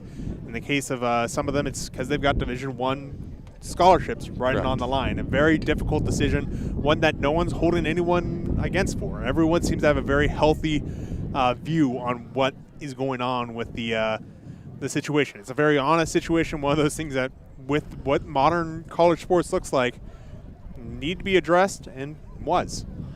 And those players, we could name them. That is Asani Berkeley. He's going to San Jose State to play football. Carlton Brown going to Nevada to play football. And then Mark Rodriguez has been working on his football game, trying to figure out where he's going to go at the next level, has not committed anywhere, and is still playing basketball for the Royals, playing last night in the game against the Rigetti Warriors in that win, that 61-56 win in the season opener. And tonight, you can, if this game ends there early enough, you can tune in to JP Hiraoka for the Mission Prep home opener. If not, you can catch the Spreaker replay later on tonight. Follow Prep Sports Net work on their website, prepsportsnet.com, or the Prep SN for all your information of Prep Sports Network and Mission Prep Athletics. Yeah, just to follow up on if some people were curious where other players went, we talked about Dalton Strauss and Brian Cowell here and there. Brian Cowell walked on at UCLA. He's currently out there with the Bruins doing that good work. And Dalton Strauss, University of Wyoming. So if you're watching the Mountain West next season, you have a chance to see 3 different players on 3 different teams, all from Mission College Prep. Of course, with the 2 you mentioned, with Carlton Brown going to Nevada and Asani Berkeley going to San Jose State. Quite the group in that Division I G5 conference for Mission Prep. And Carlton Brown and Asani Berkeley, though they'll be playing on the same side of the ball, they will see each other every 4 years they are there, as they are both in the same division. Yeah, they'd see each other every year if they're same division. Yes. It's every 4 years if it's cross division. Sorry, so no, sorry. They're only going to see Dalton I meant to say every year of the 4 years. Oh, every year of the 4 years. Okay. I saw the marbles working in your head, and I was like, I said something wrong. I went to the group of that no one's talking about. I went to Fresno State, man. I got to have that fun experience of seeing those teams. All the Mountain West teams, fantastic programs. I couldn't be more happy to see Mission College Prep guys going on to the next level, even if it's not my alma mater. Just to know that those guys are going to be successful in a great conference and that, everything going right. Maybe they even have a chance to be playing on a New Year's Six Bowl one day. Have you seen the top 25 Mountain West teams play? Yeah, I in fact was on, when I was there. Fresno State was just outside the top 10. Here's the kickoff by the Pirates. And that kickoff, no good, falling out of the hands of Mission Prep. And Jackson Harris, unable to gain control, and the Pirates come up with it with great field position. Alexis Martinez turning on the scramjets to get upfield and pick up that muffed kickoff attempt. And that's what you want to see from the Pirates. High energy, capitalizing on that mistake. Sure, it wasn't something you planned for. You didn't do an onside kick. This wasn't part of the game plan, but they're making the most of it anyway. They needed this possession to get back into it. You're down 2 possessions. You pick one up for free. You got to convert. It's all on this offense now. Better than an onside kick. It's 1st and 10 from the 26-yard line of the Royals.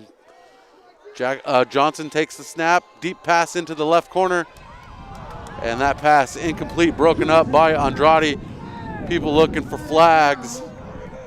No flags on the play. The intended receiver, Christian Merrill. They want a flag because George Kardashian pushed the wide receiver to the ground in the process of defending the ball.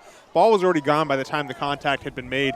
It's a blind play. He was face guarding, but that was legal. Is something that you're allowed to do. Once you knock that ball away, there's no pass to interfere. Kardashian did a good job knocking it out of the hands of the wide receiver, preventing a touchdown. Good play call by the Pirates as well, taking a shot to gain that momentum firmly in your hands. 3rd incomplete pass for Johnson as he hands off to Turner. Turner does a good spin move, and Turner gains just enough for the 1st down. A solid 10 yards. And I told you couldn't count out this Pirates team. They're going to come out and make things happen in the second half. They did it last week against the Atascadero. They do it fairly consistently. Just granted, it hasn't always resulted in wins. This is a team that has great conditioning and is getting better every single chance they get out to play. I would have loved to see this team across a 10-game schedule. 1st and 10 now from the 17-yard line. Or excuse me, 3rd and 1. I was so excited I thought they had the 1st down. Well, it's going to be a 1st down now just outside of the 10-yard line. And for Mission Prep, they're just kind of bracing right now. They're trying to slow things down. And this could end up being a, emotional victory if they're able to keep them out of the end zone and have them take a few shots to do it. They just got to get that excitement out of the Pirates right now so they can get the ball back in their hands. And the handoff to Turner. Turner turns the corner, and he's pushed out of bounds by Larrera, and Kardashian And that's enough for the first down. That's an 11-yard pickup. That's going to bring up 1st and goal. And that's David Loera just getting that tackle, pulling his guy out. We talked about what an influential player he and his brother are. And there you see the second gear that he's able to hit as a linebacker and prevent a touchdown. As Turner goes to the sideline, the back is Brown. Johnson takes snap, hands it off to Brown. Brown tries to get up the middle. He does get enough. First touchdown, Pirates. One of those late whistles because his body crossed in and he was just doing everything he could to make sure that it didn't fall out of his hands. Just crosses the plane of the goal line with the ball. Power football by the Pirates to finish that one off. They took a shot for early on, and then they were able to just get it done, grind it out like a normal drive. I'm liking what the Pirates are doing. This is a game once again. And Franco in for the extra point. Up and good on the hook shot.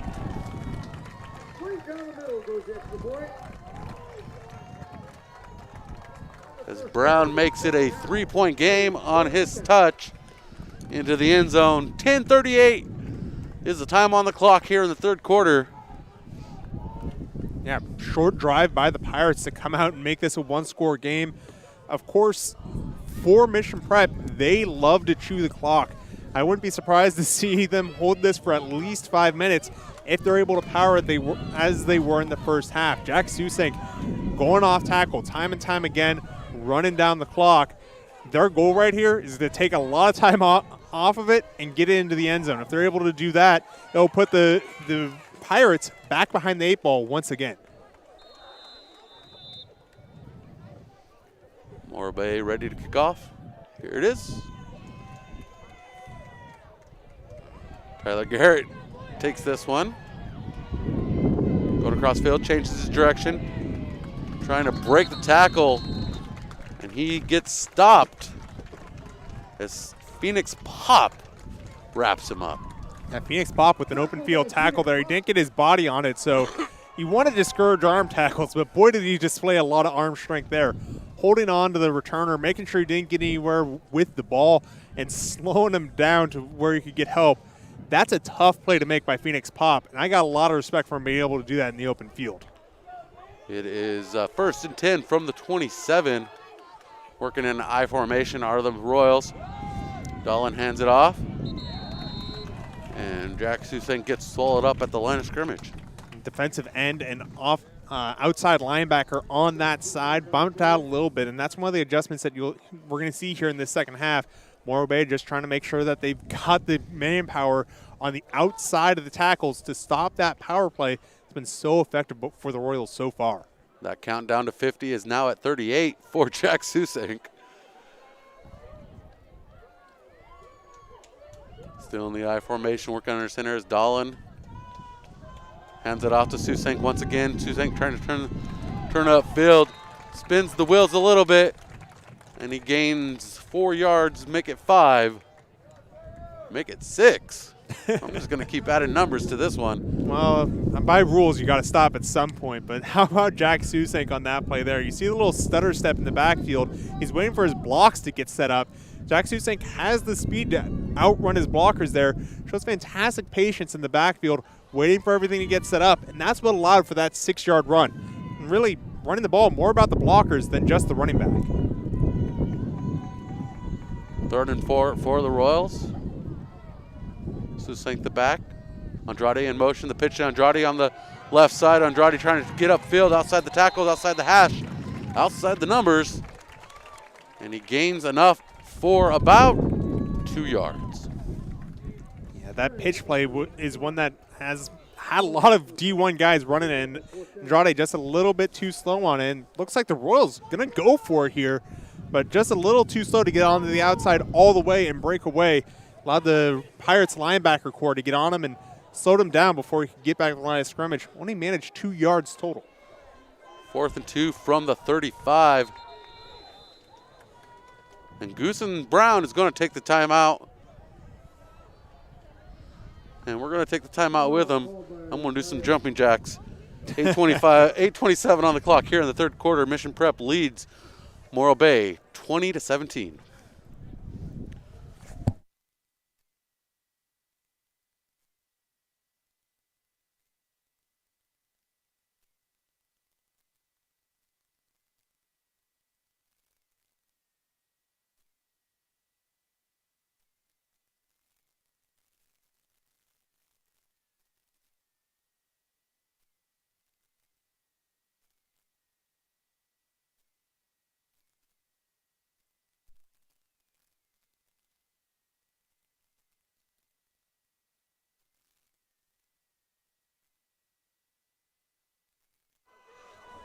And we're back from the jumping jacks, a little warmer.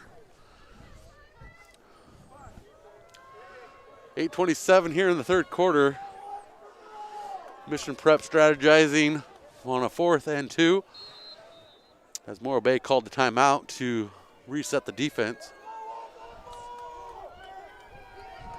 I formation, big man in the backfield, LLM. Larrera in motion, right to left. And they give it to Susank. And Susank is dragged down. Does he get enough?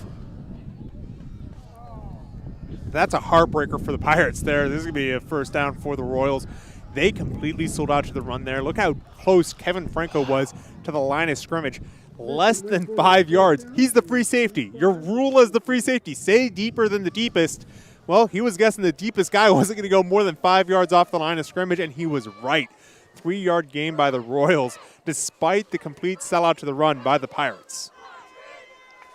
So, 14th carry for Susank in this game. The pitch to Kardashian. And Kardashian gets gobbled up at the line of scrimmage. Kardashian's handiwork so far this game has primarily been on defense, playing defensive back. And you know how much speed he has. We've seen it earlier in this game, breaking up those passes, staying with the fastest of the Morro Bay Pirates. Just unable to hit that second gear here as he's giving it on the outside run. And we've been seeing a little bit of that kind of triple option-y look, but not a lot of success using it so far for the Royals. 54 degrees here in Morro Bay. Steps back to throw. Deep pass. Garrett wide open. And then it's quickly pulled to the ground at the 20-yard line. And on the tackle for the Pirates is going to be Alexis Martinez. You know, I need to stop using the word unsustainable when it comes to statistics here tonight. That was about a 40-yard reception. Coming into this game, I said, yeah, 16 yards a catch, that's pretty high up. We're seeing it continue as Aiden Dahlin, the big play quarterback, has a fantastic arm there and throws his guy well open. Make that a 43-yard catch.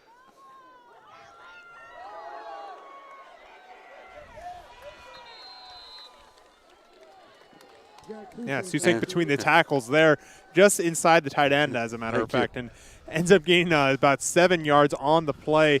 Jack Susank has had a lot of success, in particular behind that left tackle. And once I see his number again, I'll make sure to let you know who it is.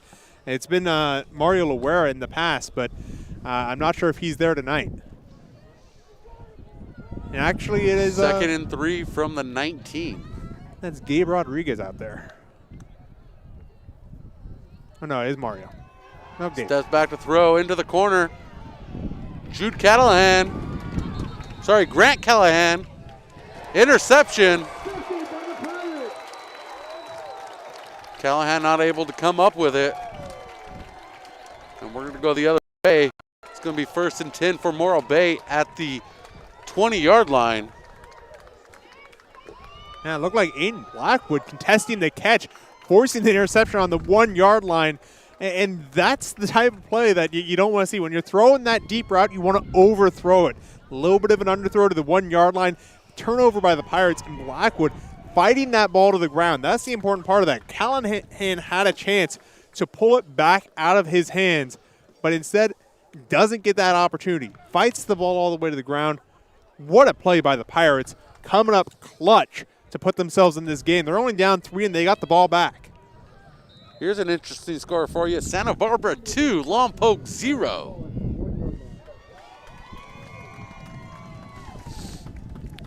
They spot him actually at the 1-yard line.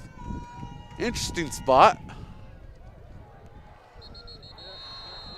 And that's the clap of disappointment right there by the referee. Hands above the head. Safety. That's not the type of play that Pirates like to run out of I formation. That power run dive goes backwards, something that the Royals are very familiar running against, as that's much closer to what Mission Prep likes to run than what the Pirates do. So with that safety at 6:03, it is now a 5-point game.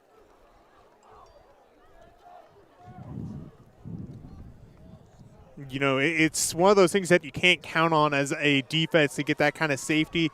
Not something that you particularly count on for your scoring, as it's not very sustainable. But what a conversion by Mission Prep, forcing the safety after the interception on the 1-yard line. It's a great way to bounce back and a great way to take the wind out of the sails of these Pirates, as they were getting, you could hear it in the crowd. They were getting into it. They were ready to really get something going off that 1-yard line. Typically, you say there's a sparse crowd at the ballpark. It's kind of a bad thing, but in this day and age, it's a good thing. Yeah, it is. You know, I was talking to someone about they're going to let baseball crowds back in. I can't remember the last time I had a capacity baseball crowd, but it'll be nice to see 25% capacity crowds. Mission Prep takes the kickoff. Takes a bad bounce. But Mission Prep able to come up with it. Flag on the play. Yeah, that's a late coming flag, too. I'm wondering what this was. The referee on this sideline saw something that I didn't late in there. And this might be some jabberjawing going on the field as Caden Elmerick covers that ball up, by the way. Yeah, these players are getting at each other. This is starting to get, you keep saying it's chilly. I think this game is getting a bit heated. I bet if we were down on the field, it'd be a lot warmer too. But we're up in here in the peak.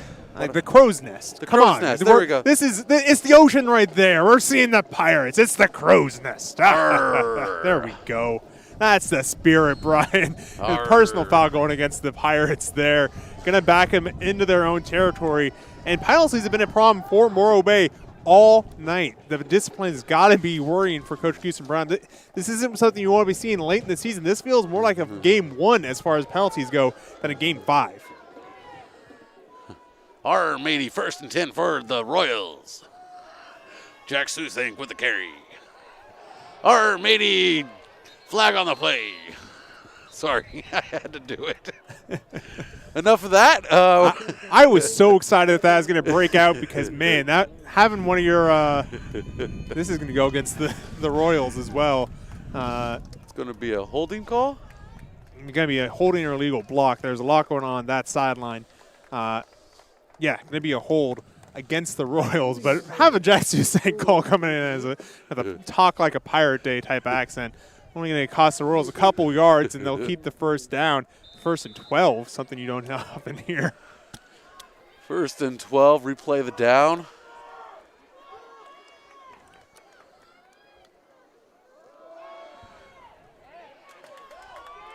Ooh. Oh, he's still going. Working his way down the hash mark. Stripe by stripe is Susink. More flags on the field. Laundry flying, people excited.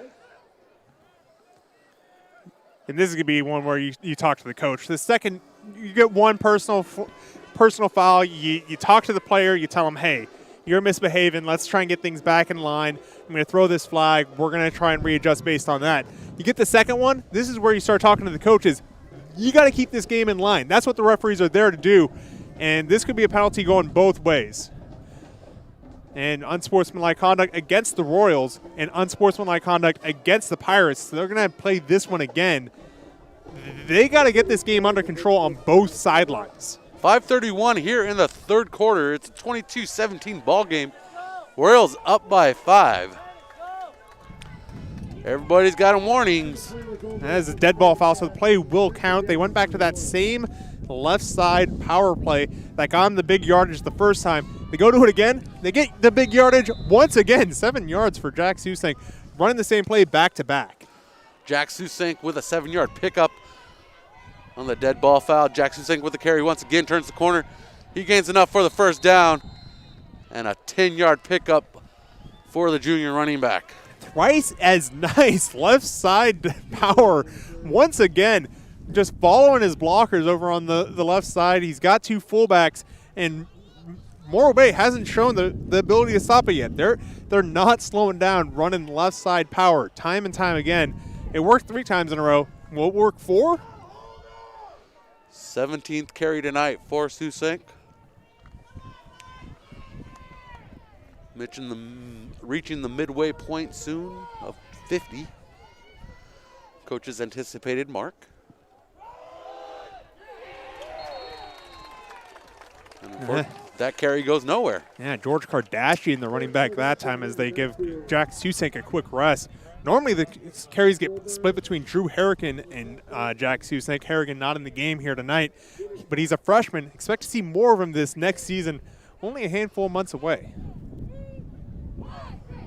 I was told by Coach that if Harrigan was to play today, he was a game time decision.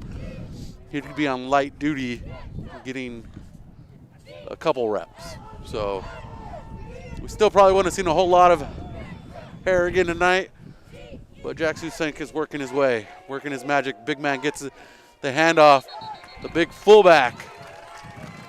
Yeah, that's the senior, Caden Cheney, getting the handoff there.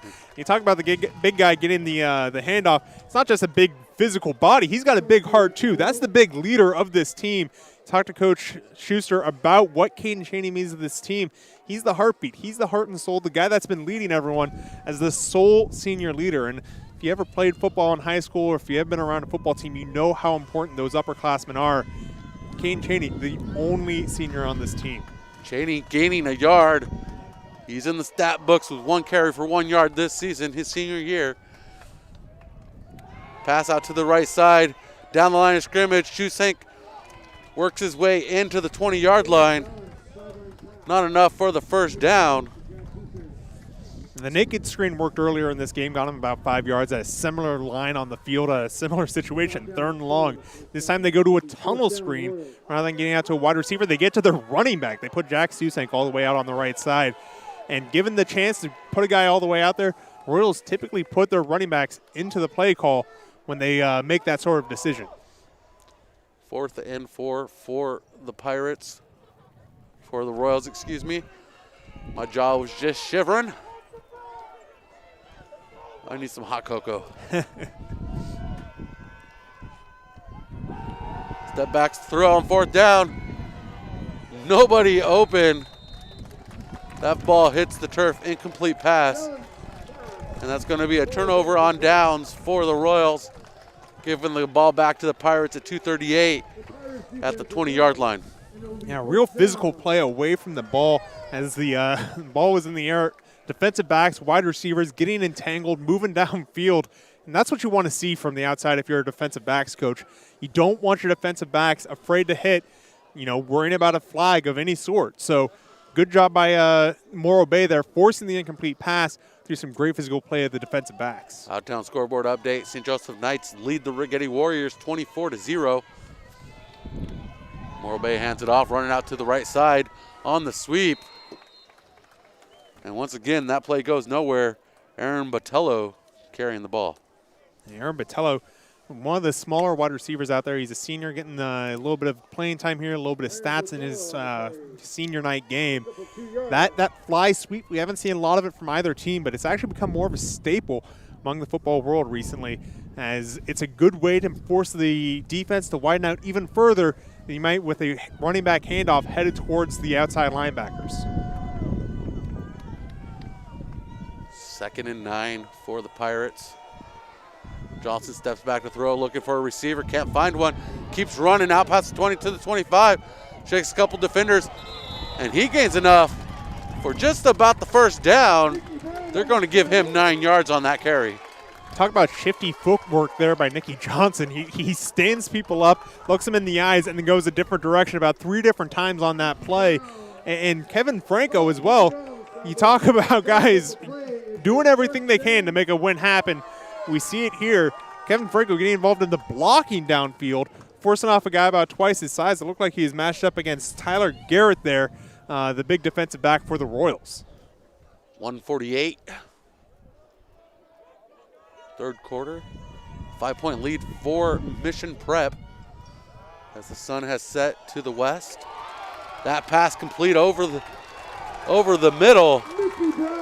And Merrill coming up with that one from Nicky Brown, or from Nicky Johnson. Woo, all these names.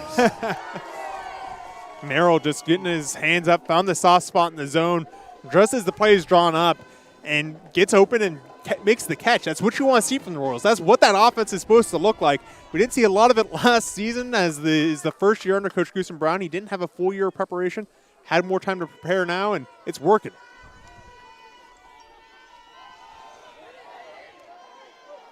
Handoff goes nowhere.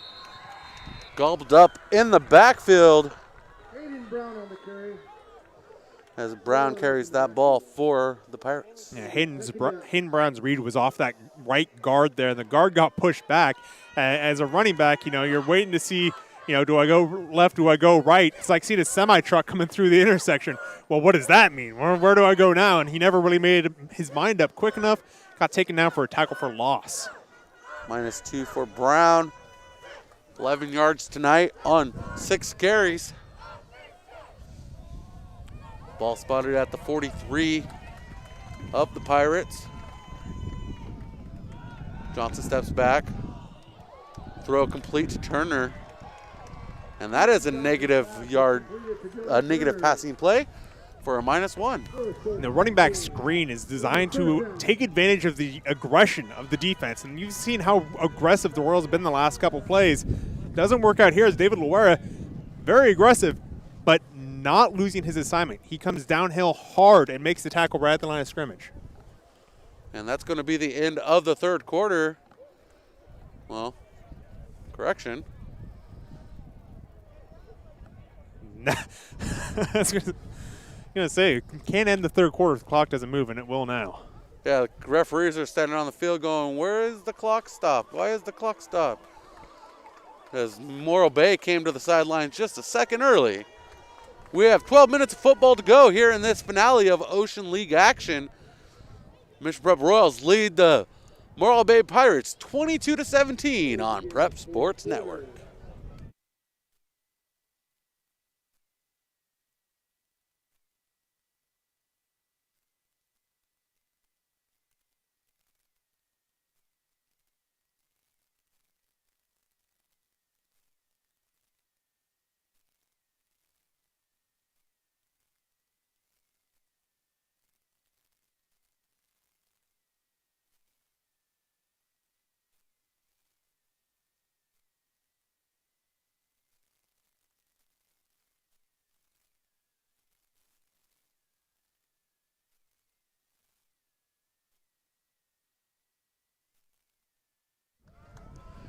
Trying to get the camera on Schuster here.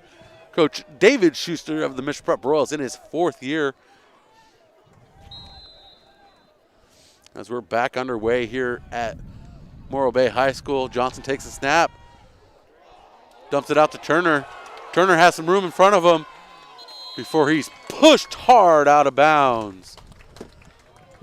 And in on that tackle, Caden Ellemer. And this is real big decision time here for Morro Bay. They could punt it and guarantee real bad position for the Royals, and that's what it looks like they're going to do. With a kind of split one score, field goal doesn't do a lot, need a touchdown. Maybe the better decision to not risk it. Let your defense go get some work done. And the punt team is out here as they're kicking from the 49 of their own. Don't want to give that field position away. The punt is off over George Kardashian's head.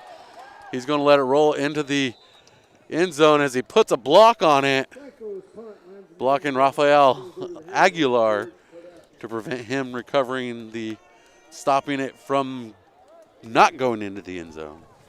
Aguilar letting him know, too. There's a little bit of John going back and forth. George Kardashian not one to back away. Neither is Aguilar. They enjoy a little quick conversation, but the referees having already thrown 3 flags about conduct, they're not going to be too patient if they see that go on too long. 1st and 10 for for Mission Prep from their own 20-yard line. Running the I formation, Dahlin under center, hands it off to Susank, and Susank gains a yard. And a middle linebacker there coming between the blockers to make that play happen. Middle linebacker Frankie Woldburn, he averages about 10 tackles for the Pirates per game. And talking to Coach Goosen Brown about this game, he says that he expected Woldburn to be a major part of it. And with the run game being stuffed in the middle, Oldburn was a major part, even if his stats don't show it. 18 carries. I don't think we're going to hit 50 tonight. You know, not likely is what I'm going to say. Not likely. 32 to go with 11 minutes. 40 seconds of play. Not going to happen.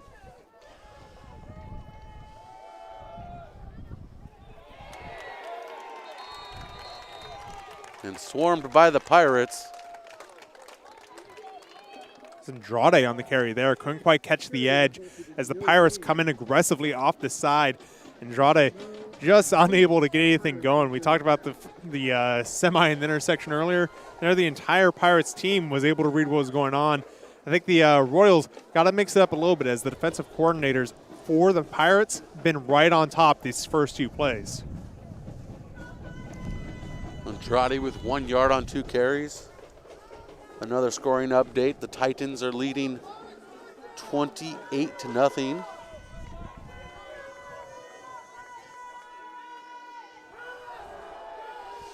Dolan looking for a receiver. He's going to keep it. Oh, horse collar. Everybody saw that one. Yeah, when that's the first 2 words out of your mouth, it's pretty clear. Well, I think you know. I think you have an idea of what this call might be. It could be anything. It's a really good example of why that's been outlawed out of the game, as that's shaken up Dolan quite a bit. Aiden Dolan currently on the ground.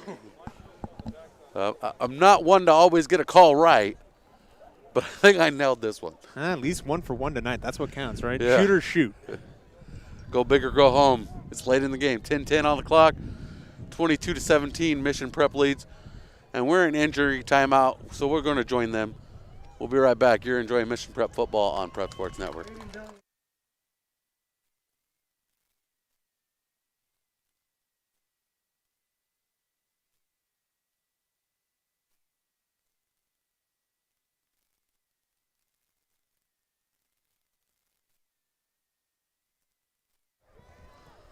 And we're back under action here at Morro Bay High School. Dolan did get up under his own power and jog off the field. Just a little rattled. And we have a new quarterback. Home crowd's calling a running play. We'll see what it is. Kardashian in motion. And David Larrera is our running back as Kardashian takes the pitch.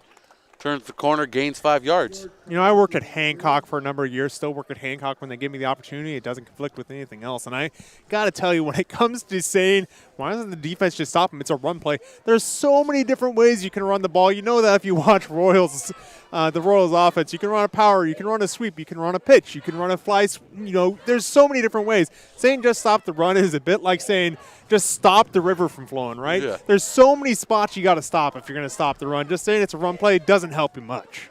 If you're going to stop the river from flowing, you better get Aquaman. 2nd and 5 for the Royals. And Dolan is back in under center after missing 1 play tonight. Hand off to David Larrera. And that brings up 3rd down on a 1-yard carry.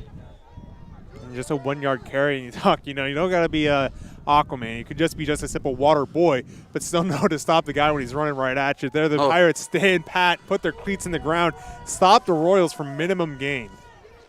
Don't forget to watch The Blind Side. If we're going to throw out football movie titles. 8:30 on the clock, 4th quarter. 5-point lead for the Royals. Trying to snap a 2-game skid in the Ocean League. Dallin rolling out to his right side. He's found some green in front of him, crosses the 50-yard line before he's dragged to the ground. And that's enough for the 1st down. It's not something we'd seen Dallin do yet tonight and, so far at Mission Prep, because he hasn't had a lot of reps at our quarterback, but be able to take his eyes off the downfield progression and just take off and run for it. It's a very important skill Colby White was getting quite good at during his game against Santa Maria or against Pioneer Valley, rather. Here we see him do that. Only 3 wide receivers in the formation.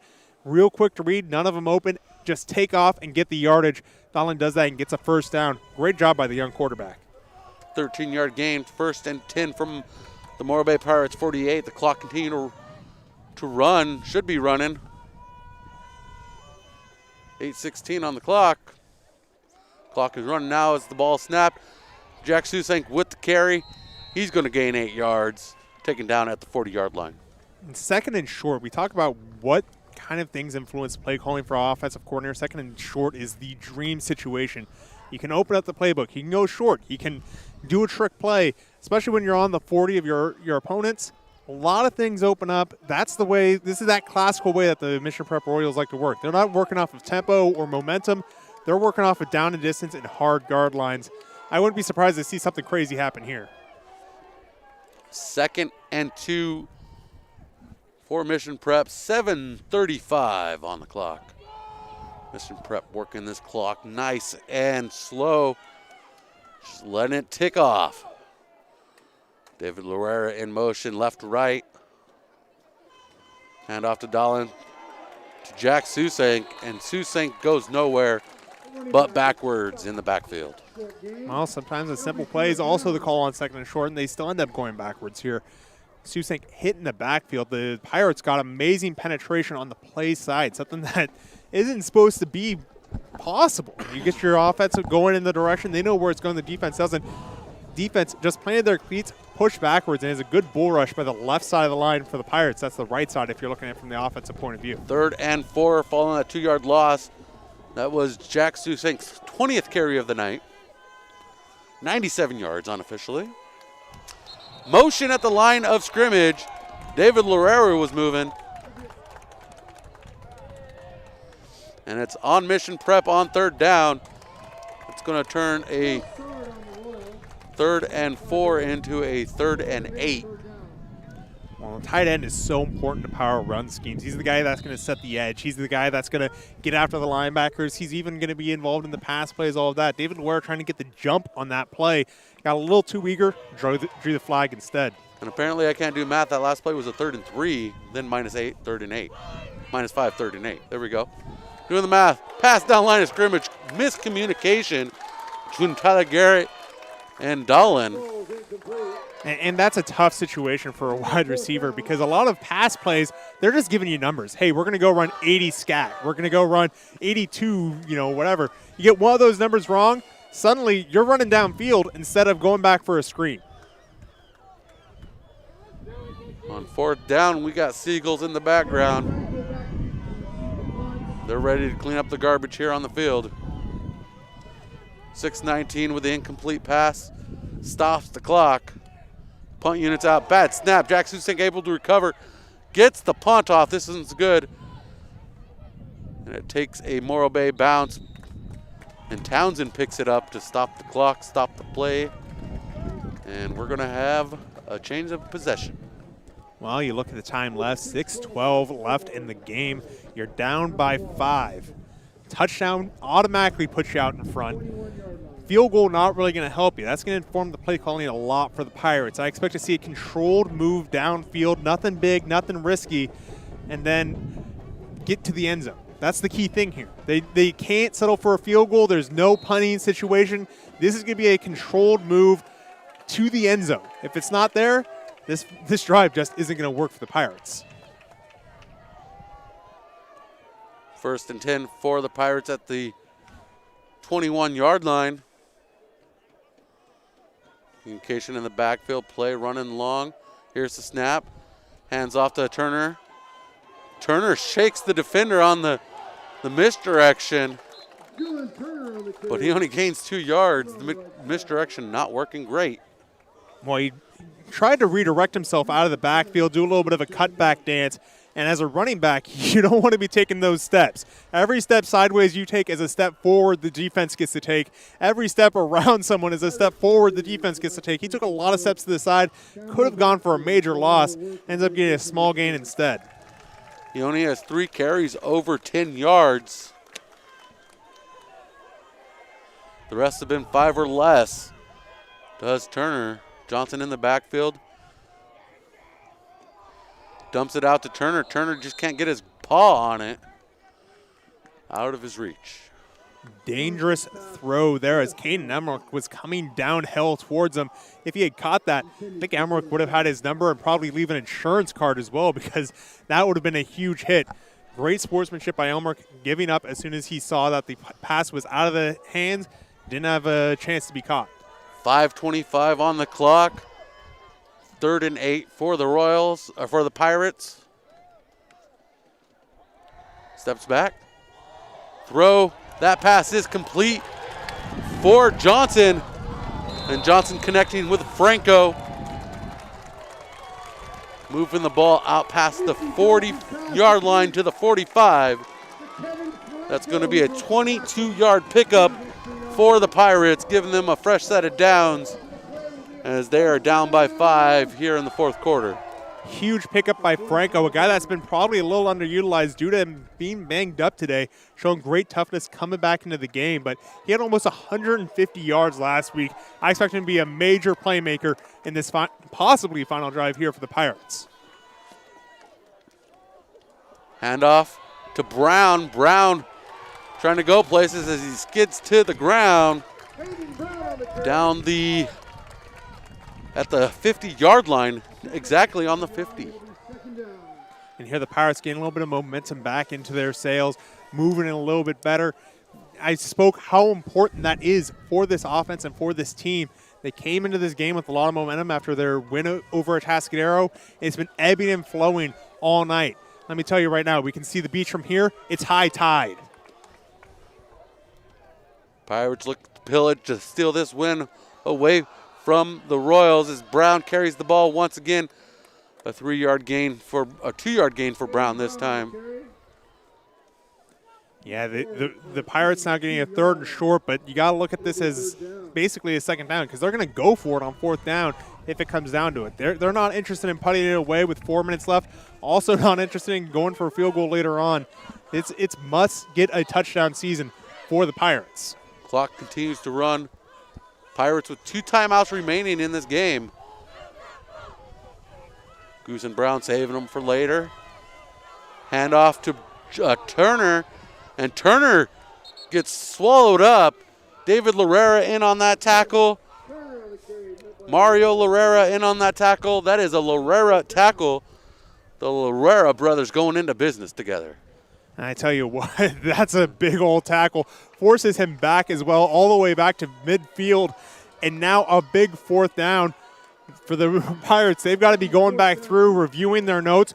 What worked the best? What can we count on? We need this. 4th and 5. Huge call on the line for Morro Bay. This could be a make it or break it moment for the Pirates season. 3 minutes to go. 4th and 5 from the 50. Rolls out, looking for a receiver. That pass is complete. Flag on the play. Franco coming up with it. Yeah, we're going to get the close-up on the referee here. This is a big deal. An ineligible receiver downfield against the Pirates is going to be the call. A small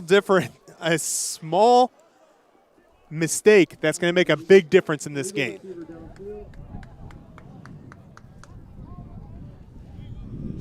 They're at least going to get another chance at this from the looks of it.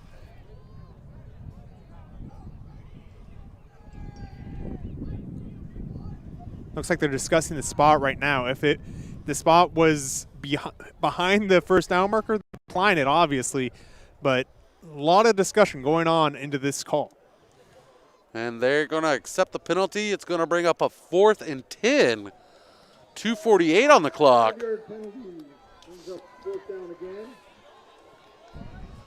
Yeah, Coach Schuster having a quick conversation with the referee about what took that so long. They had to explain it to both sidelines, explain what was going on, say who was downfield. Could have been a situation where wide receiver was covered and ran a route. 4th and 10, clock running, 2:40. Could be the last play for the Pirates on offense this season. Johnson with a deep pass. And that pass is incomplete. Yeah, ball was caught, but he was completely out of bounds when he fell to the ground. High school, you need both feet. There he got neither. So a heartbreaker as this pass found the hands of wide receiver. Good route, was open, just did not finish through. Ended up out of bounds, and the Royals will have the ball in Pirate territory. Pirate defense, it is make or break, as you said. That incomplete pass to Gannon Campbell trying to climb the ladder, get some air. He got his hands on it, but just couldn't find didn't have enough real estate. Hand off to Susank, flag on the play. Susank turns the corner, jumps an individual, another flag on the play. Laundry going crazy. Yeah, getting a lot of action on our ref cam here tonight. There's flags all through the game, some justified, some less. And either way you look at it, we've been seeing a lot of conferences of these guys on the screen right now. Currently standing at 92 viewers in the live stream. We appreciate you all tuning in for the final Ocean League matchup for the Mission Prep Royals this season in football. Personal foul, tripping the call on the Pirates. A call you rarely see called, but this is going to march the Royals all the way down. We're now within the leg distance of Jack Susek, so even if this drive stalls out, they got a chance to force Morro Bay to kick, or rather go for two, should they be able to come back in this one. And the clock is running.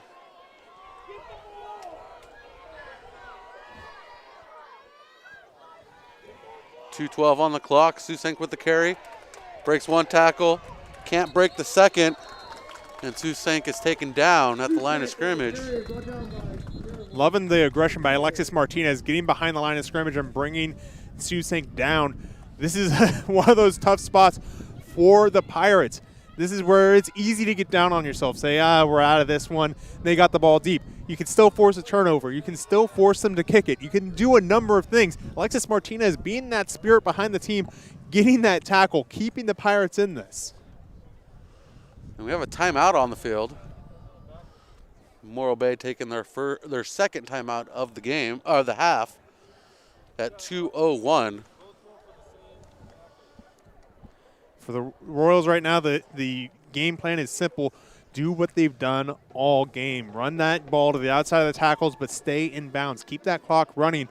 They've been successful at it, but I tell you what, the Pirates getting more and more physical, more and more capable of slowing them down. They know what's coming. They've been shown capable to answer the bell. You want to talk about guys that are able to cancel the bell? Coach Goose and Brown actually has relations in the fighting community. One of his cousins is a fight promoter, so he knows what it means to answer the bell in a more literal sense. So expect that fighting spirit from the Pirates to finish this one. I thought you were going to say his cousin was like the Gypsy King. Okay. You don't know who that is? Nope. The heavyweight champion. All right. He's a boxer. Hand off to Susank once again. Susank pushing forward. And he's going to gain 7 yards on this carry. As the clock continues to run, will we see another timeout here? Looks like they're going to let it run a little bit because they're to the point that they need another first down right now. That's going to be the make or break where you got to start calling all your timeouts. By letting it run here, they can conserve that timeout for if they get a second series of downs here in a second. Of course, for the Royals, that means no reason to hurry to the line of scrimmage. Take your time. Really make sure that the back referee gets his hand up for that countdown. 85 seconds to go. Hand off to Susank on 3rd and 4. Flag on the play. 2 flags on the play on the far side of the field. And Susank's going to gain 3 yards on that carry. Yep, hold against the Royals going to be the call, as that's going to back them up. And they do need that extra first down to actually kill the clock. Not to mention the yardage on this play is going to end up forcing them to maybe be out of field goal range. So a costly penalty potentially against Mission Prep as they're looking to finish this one out. Minute 19 left.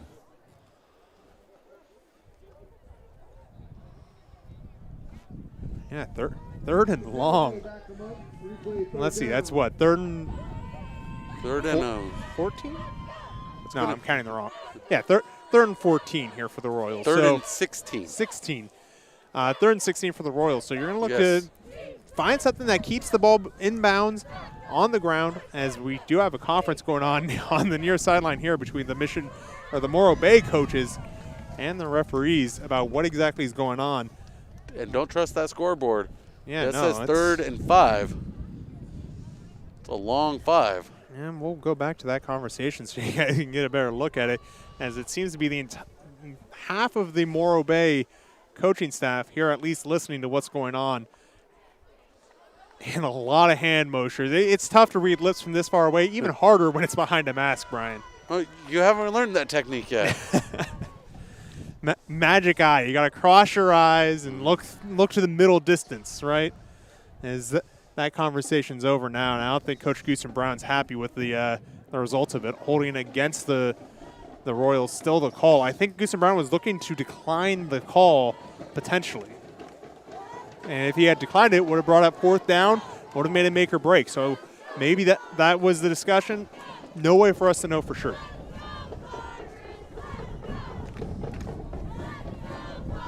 Buck 19 remains.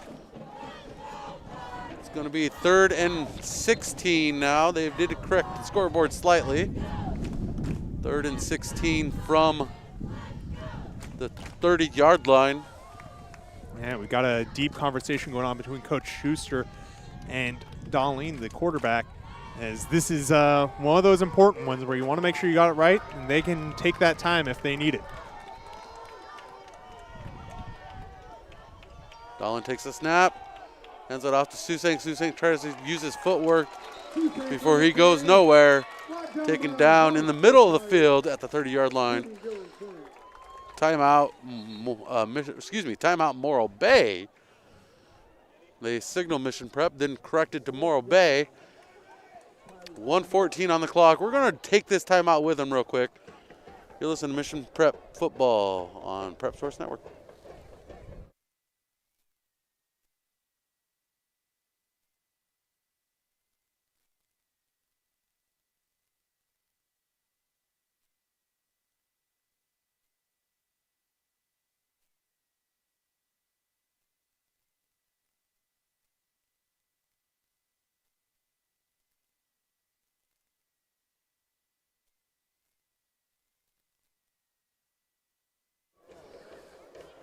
We're back underway here in this bar burner of action between the Pirates and the Royals.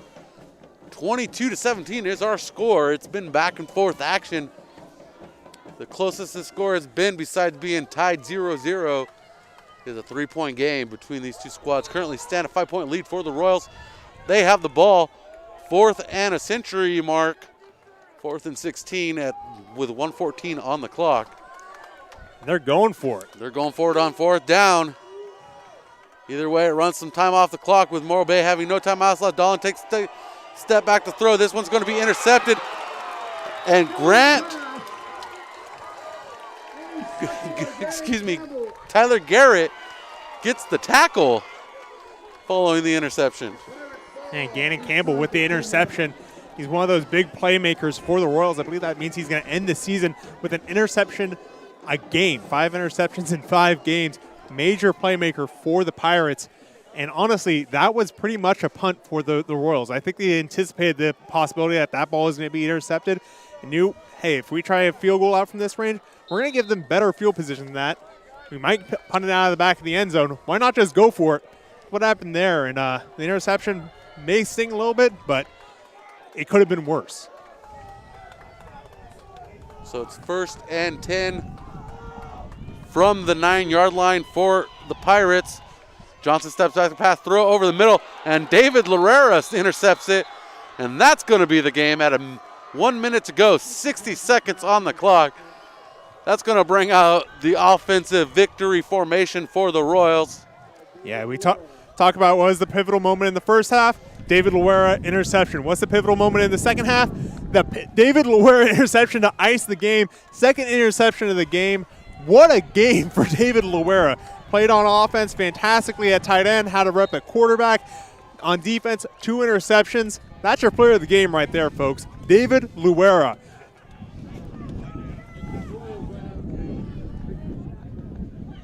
And here's the victory formation, takes the knee. We'll see one more down before this one is final. And of course there's more laundry. Why wouldn't there be? Another penalty flag thrown there. Not sure what this was. Everything seemed to be clean up front, but is late. Illegal substitution against Mission Prep, so this one will take just a little bit longer. Well, it's still first down. That's a 15-yard penalty? Penalty called on the Royals. It'll back them up 10 yards. Maybe illegal substitution's 5. Huh? Maybe I called that wrong, but Well, look at the sticks. yeah, no, that's 15 yards. You're not wrong about that. Okay. Well, they take the knee. I don't understand how that's a 15-yard penalty, but we'll go with it. Because at this point, it really doesn't matter. Yardage is just going to be for the statistics and record keeping at this point. A lot of flags in this game. Not a clean battle on either side. As this one going to go down as one of the most penalized games the Royals have played, and I'm sure for the Pirates as well. This is not one that you want to look at from a discipline standpoint as being a bright spot. And here's our final play from scrimmage as Aiden Dolan takes the knee. Morro Bay Pirates go to a 1-4 on the year as the Mission Prep Royals improve to 3-2 in this season finale, improving to 3-2 with a 22-17 win over those Morro Bay Pirates. What a game we had. What do you think is the biggest highlight of the night that David Schuster can take away from this? I mean, that defense was good every single game of the year for the Mission Prep Royals, as we saw it again tonight. 2 interceptions by David Luera really being the thing that capped both the first half and the second half for Mission Prep. I mean, this defense is going to be something to watch going forward, and that's not something I anticipated after last season, where really it was all about the offense, all about Dalton Strauss and Brian Coble and Asani Berkeley. The next generation's here for the Royals, and it's going to be about shutting people down. And shutting people down is what they did. We even got to see the big man, Caden Cheney, get in at fullback. Didn't get 1 yard on a carry. What a way to see a senior. I always like to see a lineman get in there and get some work in a different position and get some love. The big David Lorera interception in the first half took him back down to the 5. He was running down the road like a dump truck out of control before somebody wrapped a rope around him and drug him to the ground. And we're just going to pause while they enjoy their moment of celebration here.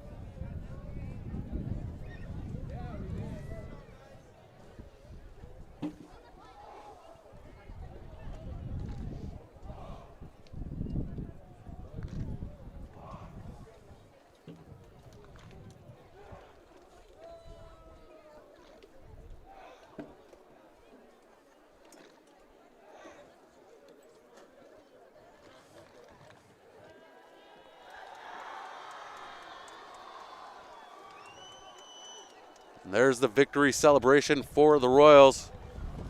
We'll recap some scoring for you here in the ball game. First half scoring. First quarter, Franco kicked a 30-yard field goal for the Pirates to put them up 3-0. And then the Royals answered back 7:36 in the second quarter on a 10-yard Jack Susank run. The extra point conversion was no good, making it a 6-3 ball game. And then Alalim with a 1-yard run just over 2 minutes later, following the interception by David Lorera, making it a 13-3 ball game.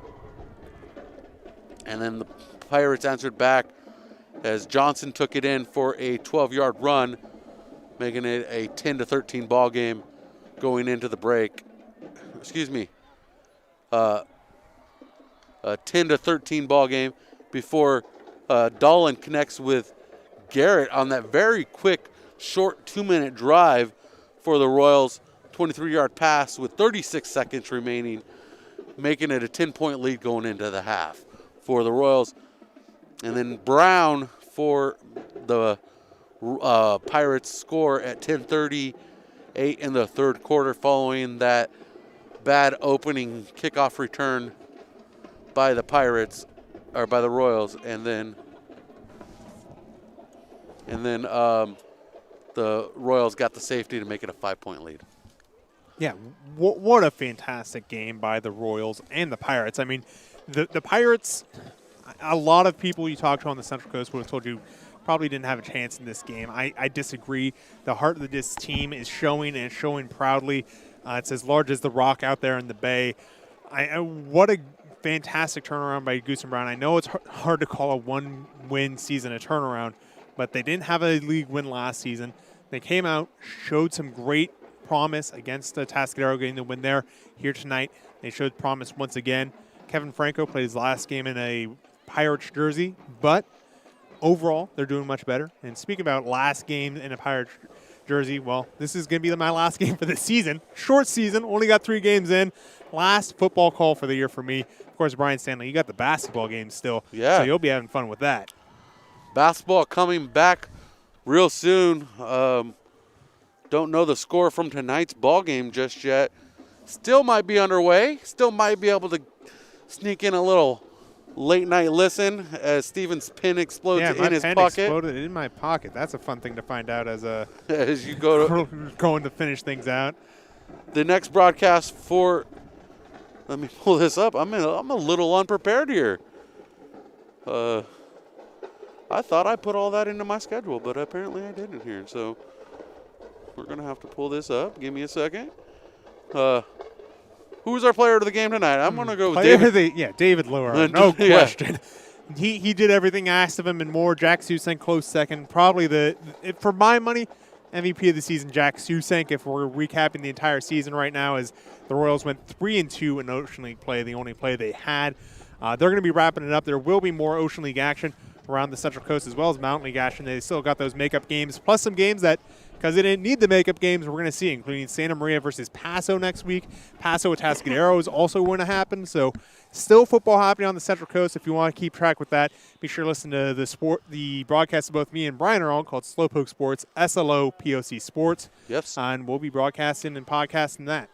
Okay, got the schedule up for basketball. Tonight, they are at home against the Rigetti Warriors. Still might have a chance to listen to that, so we're going to cut this real short, real quick, real soon, so you can see if you can jump on to catch JP Hiraoka. And we'll be back with basketball on April 29th as they host the Pastoral Bearcats. I'll have that live on YouTube and Spreaker for you. Just follow Prep Sports Network on Twitter, the Prep SN, for all your information. I'm Brian Stanley. You can follow me on Twitter, Stanley on Sports, or visit us if you're watching us on YouTube. Go ahead and I'm going to give a cheap personal plug. Go ahead and hit that subscribe button. We want those subscribers. We want to be able to get our own personal link to that page on YouTube. We're going to wrap this up for our executive producer, Chris Sylvester, David Schuster, Kevin Hitchen at Mission Prep. Any final words for you as we prepare to tear down? No, I just wanted to thank the Mission Prep community one more time for welcoming me in. I'll be back next fall broadcasting more football. Looking forward to it. I'll be right beside you next fall, bringing you Mission Prep Royals football. I appreciate Thomas Bowden and his mother Karen for coming along and helping us out along the way. Karen Bowden helped design that ad that you saw for Mission Prep admissions. So that's going to do it for us. Our final score here from Morro Bay High School, Mission Prep Royals 22 in their season finale, beating the Morro Bay Pirates 22-17. I'm Brian Stanley for Chris Sylvester and Stephen Hodges. Enjoy your night. Don't forget to call your mother and tell her you love her.